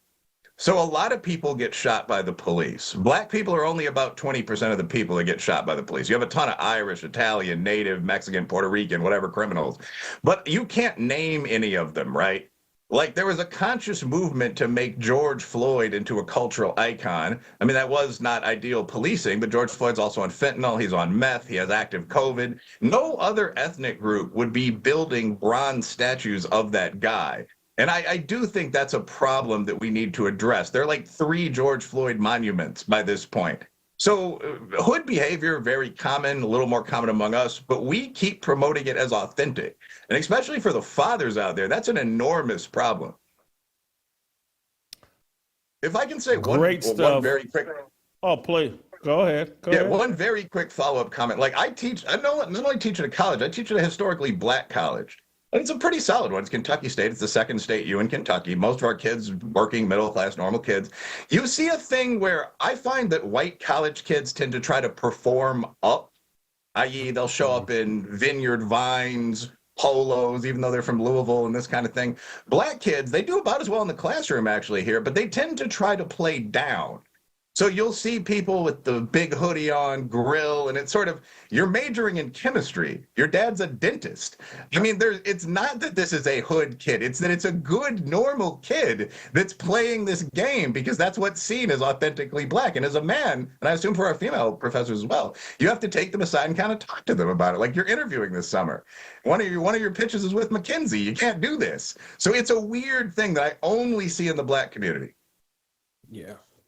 I'll toss in 2 of my best friends from childhood and life, Freddie and Charleston Bowles, 2 of the greatest basketball players in Kentucky State history. Fred had a tryout with the Indiana Pacers. Shamika, more ninjas or Negroes? You haven't answered this question. Yeah, Jason, I think that Cash Money taking over in the 99 and the 2000s is why we have so many more ninjas now in 2025. Or at least they're the loudest. You know, I think that the regular black people, as we would say, have just kind of gotten quiet, or they don't speak up, or like Wilfred said, it's kind of seen as the more authentic. And so if you are judging yourself by who's authentic, then you don't think it's a problem to go into the dollar store in your pajama pants and your bonnet and be loud because you think, oh, you know, that's me being real, that's me being authentic. And I think that we have to start to tell those people, shut up, because it looks horrible. And I agree, no other race actually puts that group of people up on a pedestal as the way to be. We do that, and that's what bothers me so much. I think that every group of people has that group that they would shun and that they would turn away from, and no one wants to be like, whether you're white or Hispanic or whatever. But we do prop up the hood or the ninjas as the most authentic, and that bothers me. You know, if you're not carrying yourself that way, you're not seen as authentic, you're not seen as real, you're called an Uncle Tom, or someone would, you know, say to me as a woman, Aunt Thomasina. That is so dumb. That is like, that's how I know when someone has a very low IQ, that's the argument that they take. I am black all day, every day. I was born black. I'm going to die black. I wake up every day black. When you start to try and say I'm not black, it's always based on behavior. And typically, you want me to show some sort of bad behavior to prove that I'm black. That's a really terrible way of thinking, and I only see that among our people. So that's why I feel like it's more ninjas, because that's who we push to the forefront as being real, as being authentic, and it's time for us to stop doing that. Brandon, I'm going to circle back to you, and I'm going to take the most extreme position and let you off the hook. It's my job. It's what I believe. I think there are far more ninjas than Negroes, and let me clarify and explain why. And Brandon, I want you to respond to this. There's a political party and a political movement and mindset that I believe births ninjas. And I won't even put a color on the ninja that I'm talking about, because there's white ninjas and black ninjas. But this leftist, demonic mindset that supports abortion, the killing of child sacrifice, the killing of babies in the wombs, that wants to destroy the nuclear family, that has redefined marriage. This is where ninjas come from. All of that drugs, that want to legalize every drug, that wants to defend every George Floyd, that their whole life is built around, hey, I'm going to tear down Thomas Sowell. I'm going to tear down Dr. Ben Carson. I'm going to tear down any black conservative, and I'm going to vote for the party that wants to kill babies on command, even after birth, that believes and supports, that's against merit and wants to DEI. This is where ninjas are born. These are the families that create ninjas. So whether they're ninjas or not, they're creating other ninjas with their mindset and what they support. And so for me, there's more ninjas than Negroes based off of how we vote. And I know I've only voted one time. I'm not a big believer in voting and all of that. But the people that support this particular party that is demonic and at the root of every pathology that is damaging black people, they're ninja creators. And so I think if they vote at a 90% clip for a political movement that is destroying the nuclear family, destroying black kids, defending George Floyd and making George Floyd an icon, ninja creators create ninjas, and we got more ninja creators than we got the other. Brandon, your response to that? Well, I'm hoping that one day we can find a solution to the problem. You know, unfortunately, I almost believe that it's like a Titanic situation, meaning that the community's reputation is drowning fast. And the people who want to recover can jump off that boat, get to the lifeboat and get to safety, because I don't know if it's a way to recover it. My daddy used to tell me that when he was in high school, because he made straight A's and he was on the football, they used to play sideline kill back in the day where they tackle on the street. And he said he was one of the prominent players. They picked him every time. And then the report cards come out. He made straight A's and B's, and they didn't want to pick him no more because he wanted to be like the white man. That was when my daddy was in high school. Then when I was in high school, the same thing. I used to be the one clowning people. I had a gold teeth in my mouth. And if you are articulate, you wear your pants around your waist. I'll give you an example. It's a guy named Chris Parham. I'll never forget Chris Parham. His dad was a preacher. He used to come to the school with his pants around his waist with a belt on, and he used to have to call his daddy sir. And we clowned Chris Parham to no end. Chris Parham was a virgin. We clowned him to no end. He don't get no girls. He got to say yes, sir, to his daddy. And what do you know? To be honest, that was what black people used to be like. It's being respectful to your father. It's coming and dressing up for success, going to school and getting an education, not having children out of wedlock. And we have completely fallen off the cliff. And Jason, you said it pretty clear, is the voting tells the full story. How on planet Earth are we the only people that are voting for a party that don't give a flying flip about us? We are literally becoming politically irrelevant. You give it one more or two more election cycles, then the Hispanic will be the majority minority. And therefore, the Democrats will pander to them and look no further to pander to black people. We are losing on both ends because Republicans don't need us to vote at all. They pretty much don't need us at all. Donald Trump won in a massive landslide, and like 97% of black women voted Democrat. I'm telling you, get these illegals, they start getting legal citizenship, they start having babies, the next generation come through, and black people can vote for Democrats at 100%. And still lose an election by a landslide. And this is why I say there's more ninjas. And then every aspect of life, pastors, athletes, millionaires, doctors, lawyers, Harvard graduates, intelligentsia, you name it. I cannot find a majority of black people that got common sense.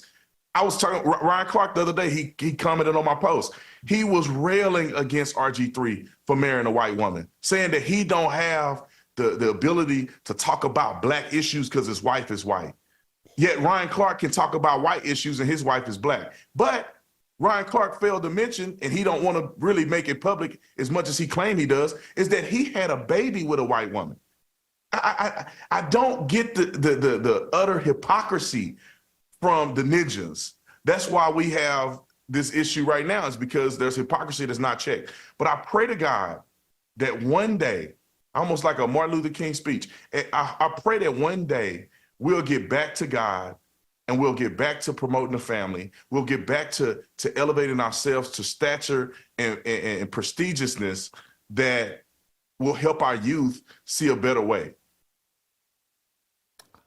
Delano, your reaction to my definition of a ninja and what creates them and why, I just take a Ryan Clark.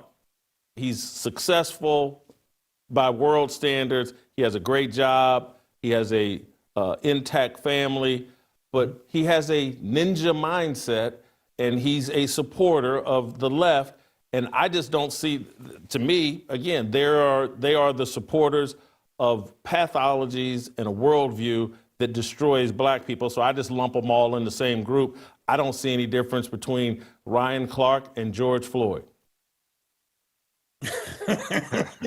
Well, I can't follow you there because so I was just looking, quickly as Brandon was talking, and I looked up the percentage of Asians who voted for Kamala Harris in 2024, and the first thing that AI spit back was about 54%. Now, Asian Americans, and again, that's a category that encompasses people from South Korea, Indians, Pakistan, all types of people. Highest rates of marriage, lowest rates of divorce, highest test scores, SAT scores, grades, do homework, spend more hours on homework than any other group. But I'm not surprised if they vote primarily Democrat, because typically ethnic minorities do, at least for the last several generations, which tells me it's not about who you vote for. And now I will say this, I do think politics plays a role in this particular issue. And the role that I think is that, one, we black folk have made politics an idol. And I think somewhere in between the late 60s and the early 70s, our true north in terms of how we govern ourselves as a community, right? Move from being righteousness rooted in Christian scripture to revolution rooted in sort of Marxist categories of oppressed versus oppressor.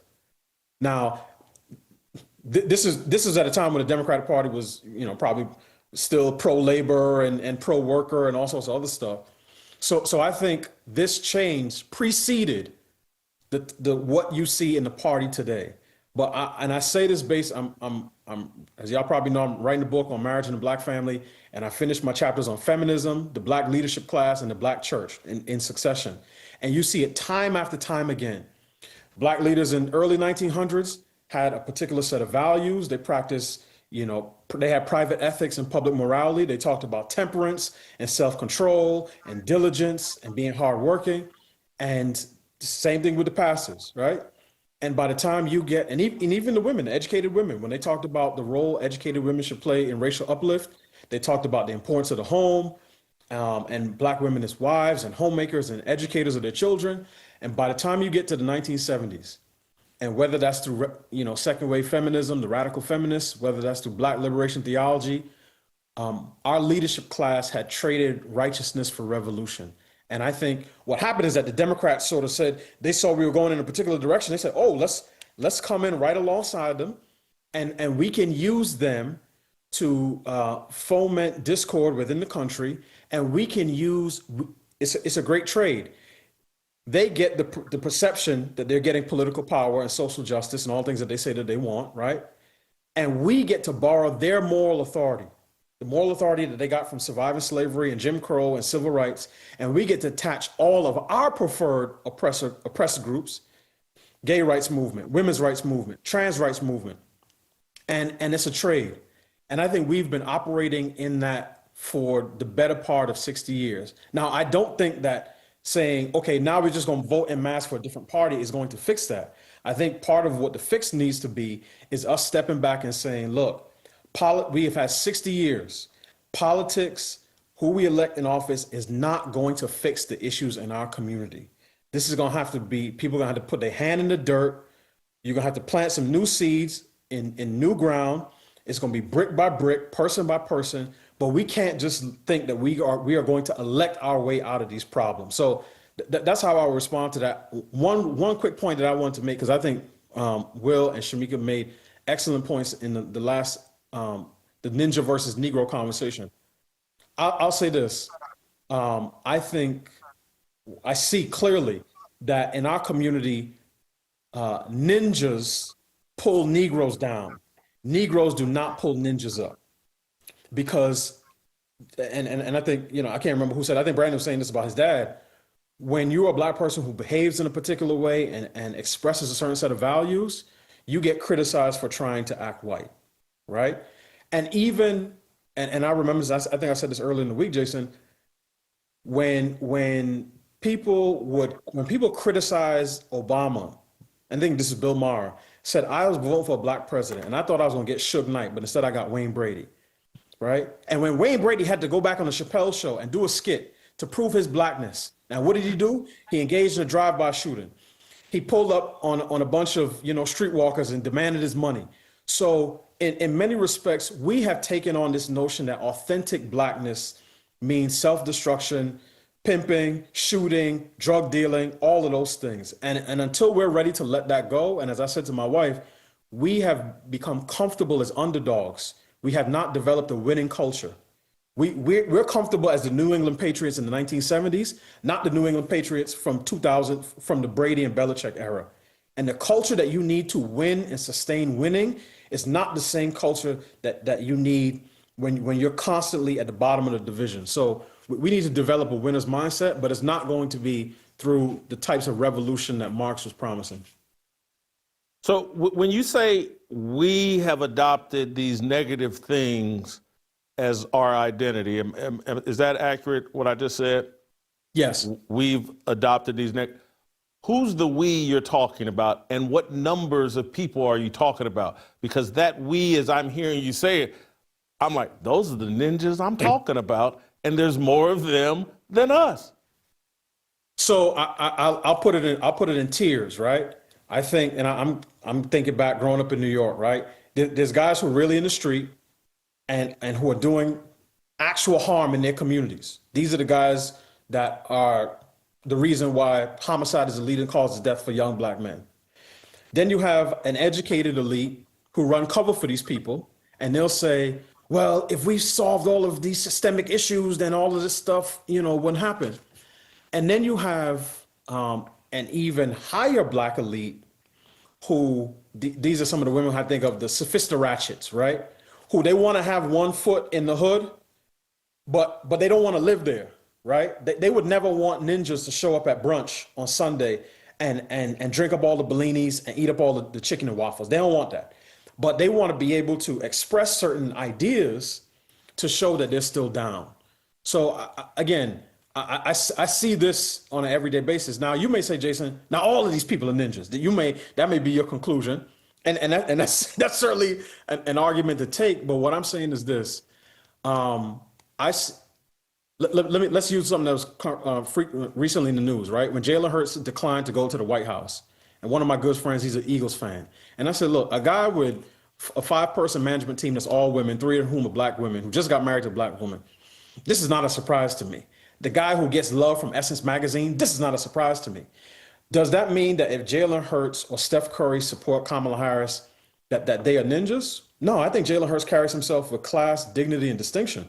I actually think he's a throwback to how athletes used to behave.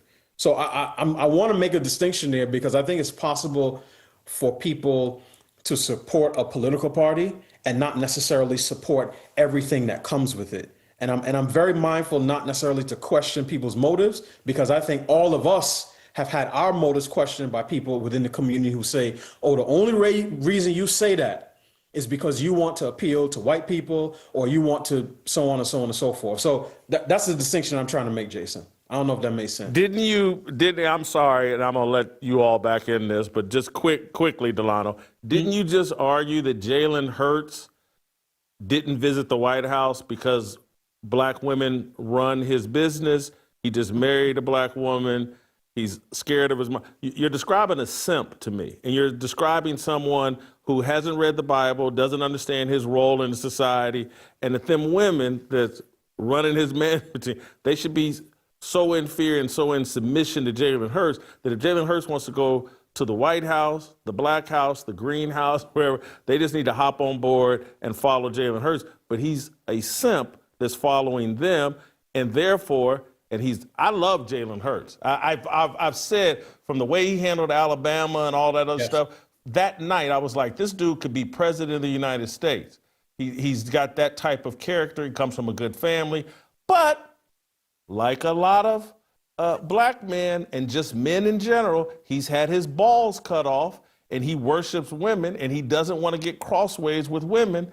And if they say, don't go to the White House and vote for Kamala Harris, he'll do it because he's a simp. And I consider that simp, that's a form of ninjatry. That's just what it is. Anyway, Jason, someone raise your hand and yeah, go ahead. Go ahead, I'm on Brandon. the same page with you when it comes to ninja qualifications. I think that anybody that's counterproductive to the black community is a ninja. So I'm not just saying the thugs and the gangsters. And it's very sad because even the most qualified, educated people want to dabble into ninjatry. I remember when I was young, I got jumped in a 5 Deuce Hoover Crip, and my daddy and them wasn't no gang members. You know, I just wanted to be down.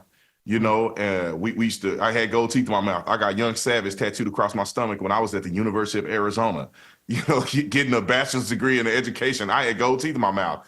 Gang banging. I got my hood on my forearms. I'm doing all this old crazy stuff because I wanted to be down with the brothers. And to see people like Jalen and others who I wish had the fortitude to be one to admire, it really makes me sad. And I'll give you just one example, 30 seconds. There's a guy that I played with. He started a school. Now, he called me an Oreo cookie because I'm married to a white woman and just degrade me as a black man because somehow we disagree politically. But he started a school. Now, I want to be happy for him, right? I want to be happy. He started an all-black school for boys and it's Christ-based. But I know he is going to go into this school and teach these young black people to be perpetual victims and teach these young black people that white privilege is more influential in their lives than Christ's privilege. And so it's hard for me to even be excited for a successful black man like Jalen or some of these other people that are doing positive things in the community because they're also counterproductive by not standing on 10 toes and standing up for the Lord and really standing up for what's right and being educated and informed. So that's my biggest issue with some of these guys who could be positive influences, but they end up not being at the end of the day. Jason, Wilfred, hop back in. Brandon's Go ahead, Shamika. Go ahead, Shamika. To Brandon's point, we saw last week or the week before that, there were 2 women who went viral for their pictures when they got their medical degrees or whatever, posing with the grills in their mouth. This is what I say when it's all about behavior. They want to be seen as so authentic that they thought this was the way, to take their picture. They had to be in the grills. Although I'm educated, although I've made a great achievement, I still got to show y'all that I'm down, that I'm black, that I'm one of you. And I just think that is so silly to me. Well, Shamika, can I? Wilfred, this is how the dating. go ahead, Brandon. I'm sorry. Go ahead. No, I just heard Jason's comment, but yeah, I mean, I also like to talk, so I'll give some opinions. I think a couple things. First of all, I don't know who said this. It may have been Brandon, may have been Delano, but one point that was made here that's really key, actually, is that the way liberalism in the United States works is that virtually every movement is attached to the idea of civil rights. I think that actually is really important. Like, there was a civil rights movement in the United States. Black people, and if you go back a little bit before that, Jews, Irishmen, I mean, there were people that actually, most notably black people, were deprived of rights. Like in the South, there was Jim Crow segregation. So the fight of the black community and a group of allies against that gives an enormous amount of kind of emotional or moral power to claims that black people in particular made for quite a while after that. But what the left has done is take virtually everything else they support, like gay rights, for example, or trans rights. Polyamory is now becoming a thing in the academic journals and so on, and say, this is the new civil rights movement. You wouldn't hold down black people. How can you hold down women who believe they're men? But I mean, I do think in the black community, this is something that we in particular should respond to pretty sternly, because all of these are not the same thing. It's not the same thing to be a slave as it is to have unusual sexual tastes. But anyhow, to get into the conversation you guys are actually having, I think words kind of have to mean things. So I guess, Jason, great respect, but I disagree on the ninja definition here. It seems like you're kind of just saying Democrat, like someone that leans to the left, someone that has some personal flaws. I mean, when you look at 60% of black women go to at least some college. I mean, the men and the women can spar about a lot of issues, but the majority of those people, nurses and so on, are not actually failures who are going to drag down the community. I mean, Jalen Hurts, I'm a Bears fan, but I like him as well. He's a gentlemanly sort of guy. I mean, his wife's actually written about a quote-unquote submissive Christian marriage. I mean, I think defining him as an extreme simp who has cowardice problems. He's a professional football player. So, like, no one's perfect, but there does have to be kind of a reasonable cutoff there. I think that the issue in the black community is that, as in every other... Hold for 1 second, Wilfred, hold for 1 second. I'm going to throw the ball back to you. We'll pass the ball back and forth. My worldview is biblical. It's not political. And so the things that are out of alignment with a biblical worldview, I object to. And so it's not... And so the Democrats have a very secular worldview. It's just factual. It's led by Bill Maher. It's led by Joe Biden, who professes to be a Catholic, but somehow is for abortion, is for same-sex marriage. Those are my objections. And there's a particular political party that is far more secular than the other party. If I had my druthers, I would have never voted because I can't stand politics. And I believe in a uniparty. I don't think the Republicans are any sort of solution. Many of them are professing Christians, not believing Christians. But I felt like I had no choice as it related to this election. They're basically running a female concubine for the presidency, and being a patriarch like I am, Kamala Harris in the ultimate leadership position.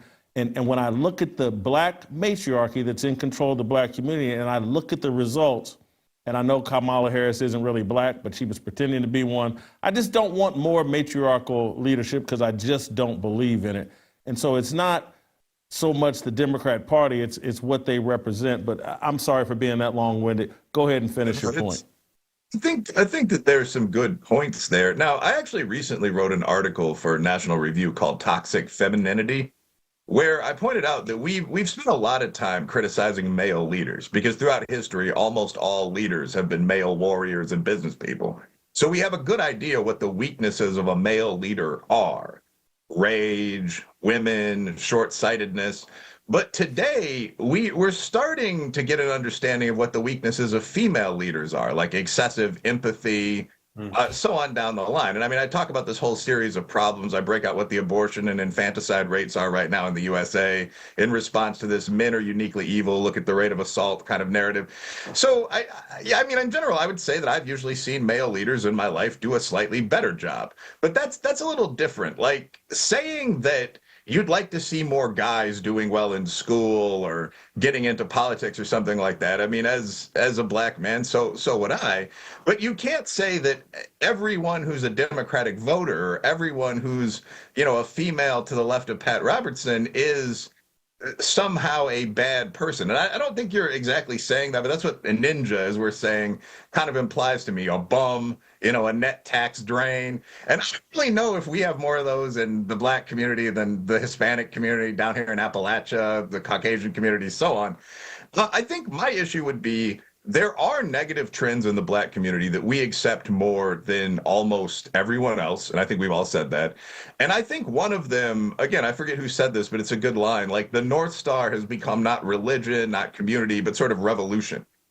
And there's an academic reason for that. Like, the Cloward Piven Marxist stuff began first in the black community in the 1960s. There was a conscious attempt led by the white left at very high levels to destabilize black families.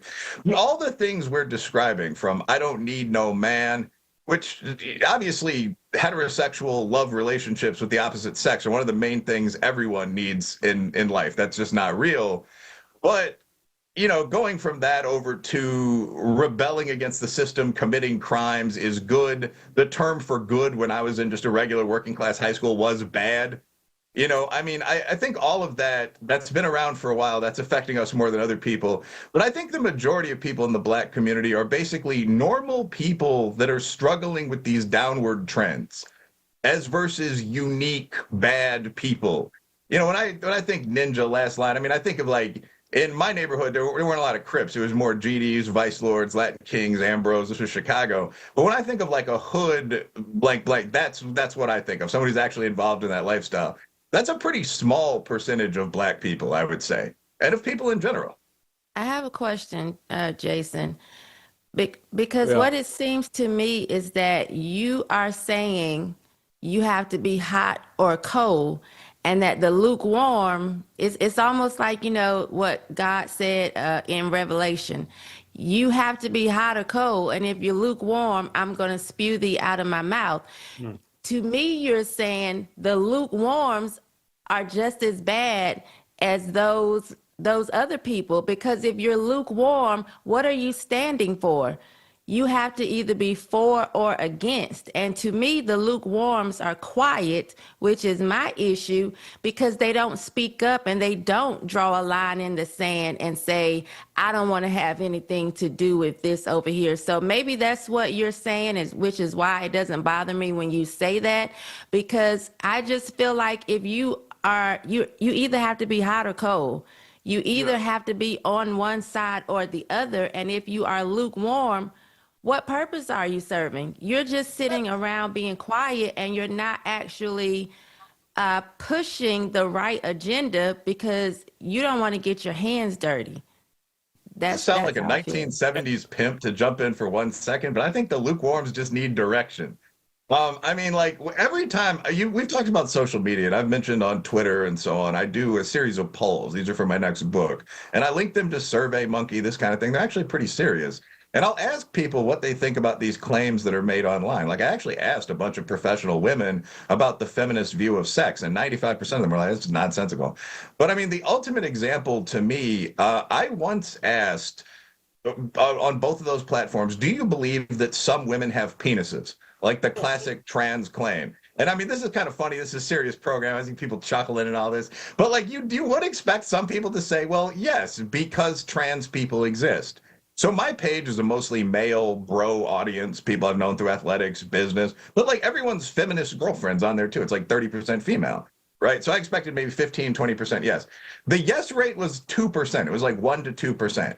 So totally anonymously, when you could vote on Twitter and then your vote would be uploaded into this separate survey, I could never tell who you were. The percentage of people that actually believed this was true was 2%.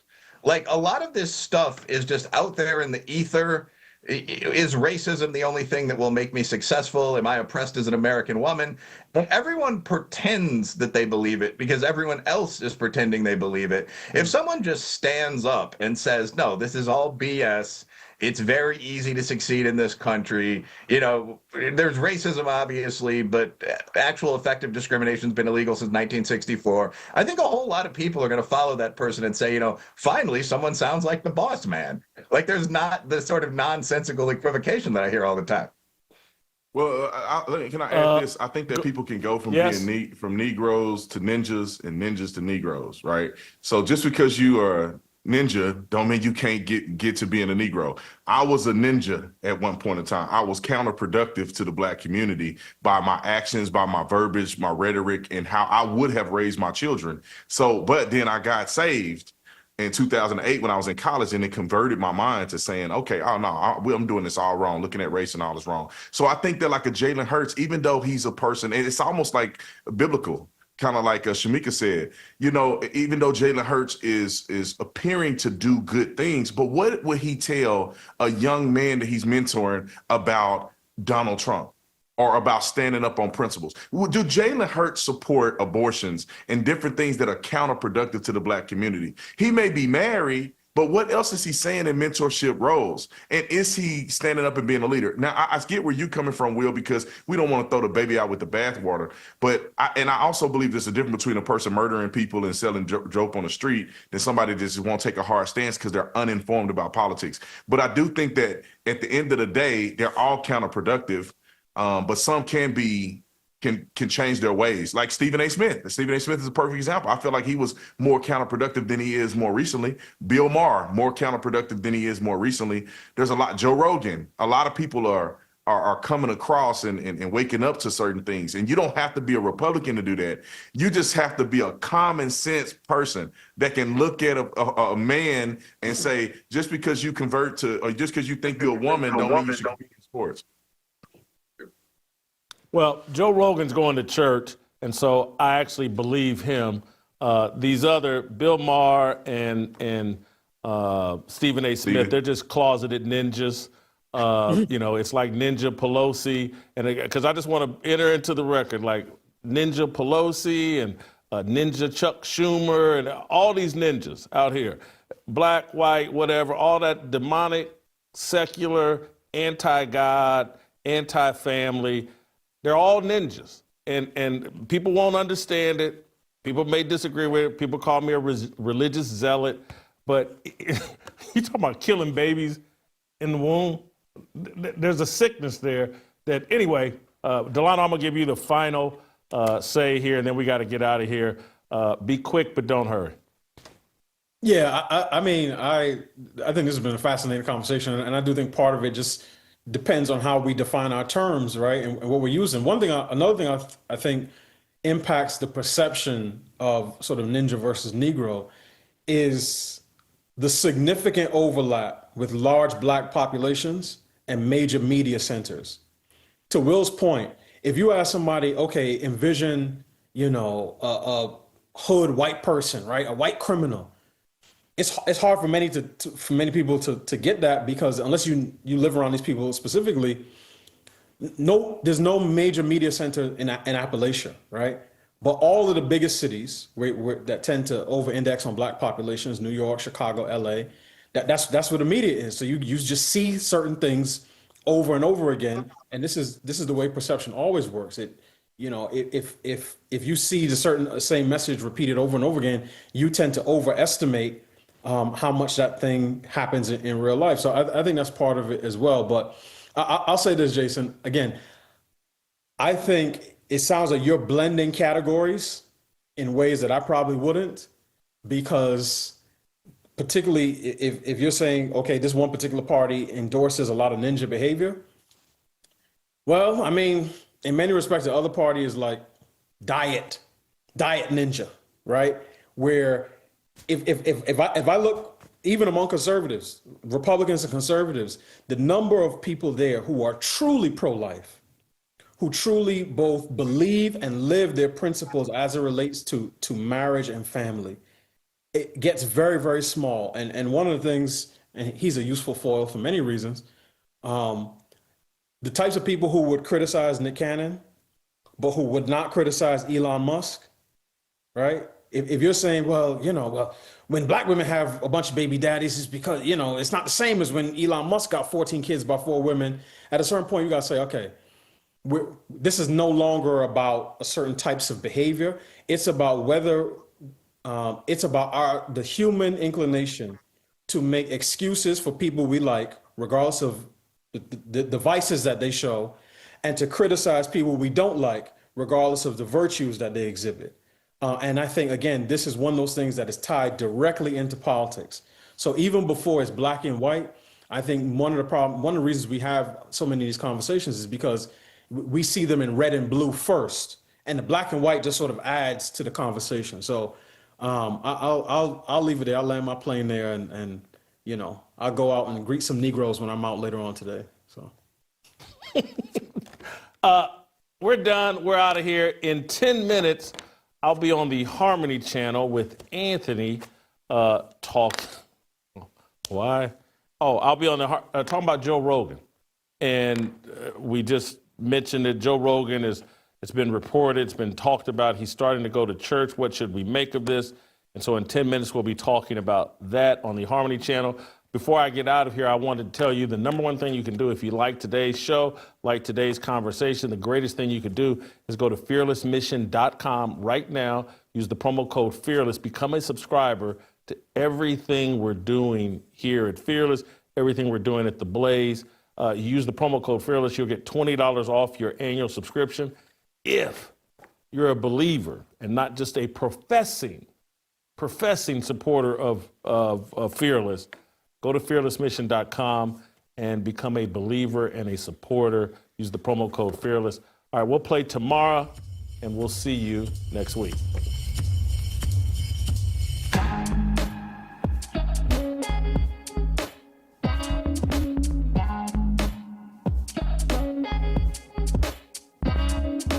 Waiting for the countdown, coming off the breakdown, standing in line for freedom. Looking for a breakout, feeling like a standoff, nothing in life like freedom. Came in like a fighter, striking like a ladder, making all these moves for freedom. I want freedom.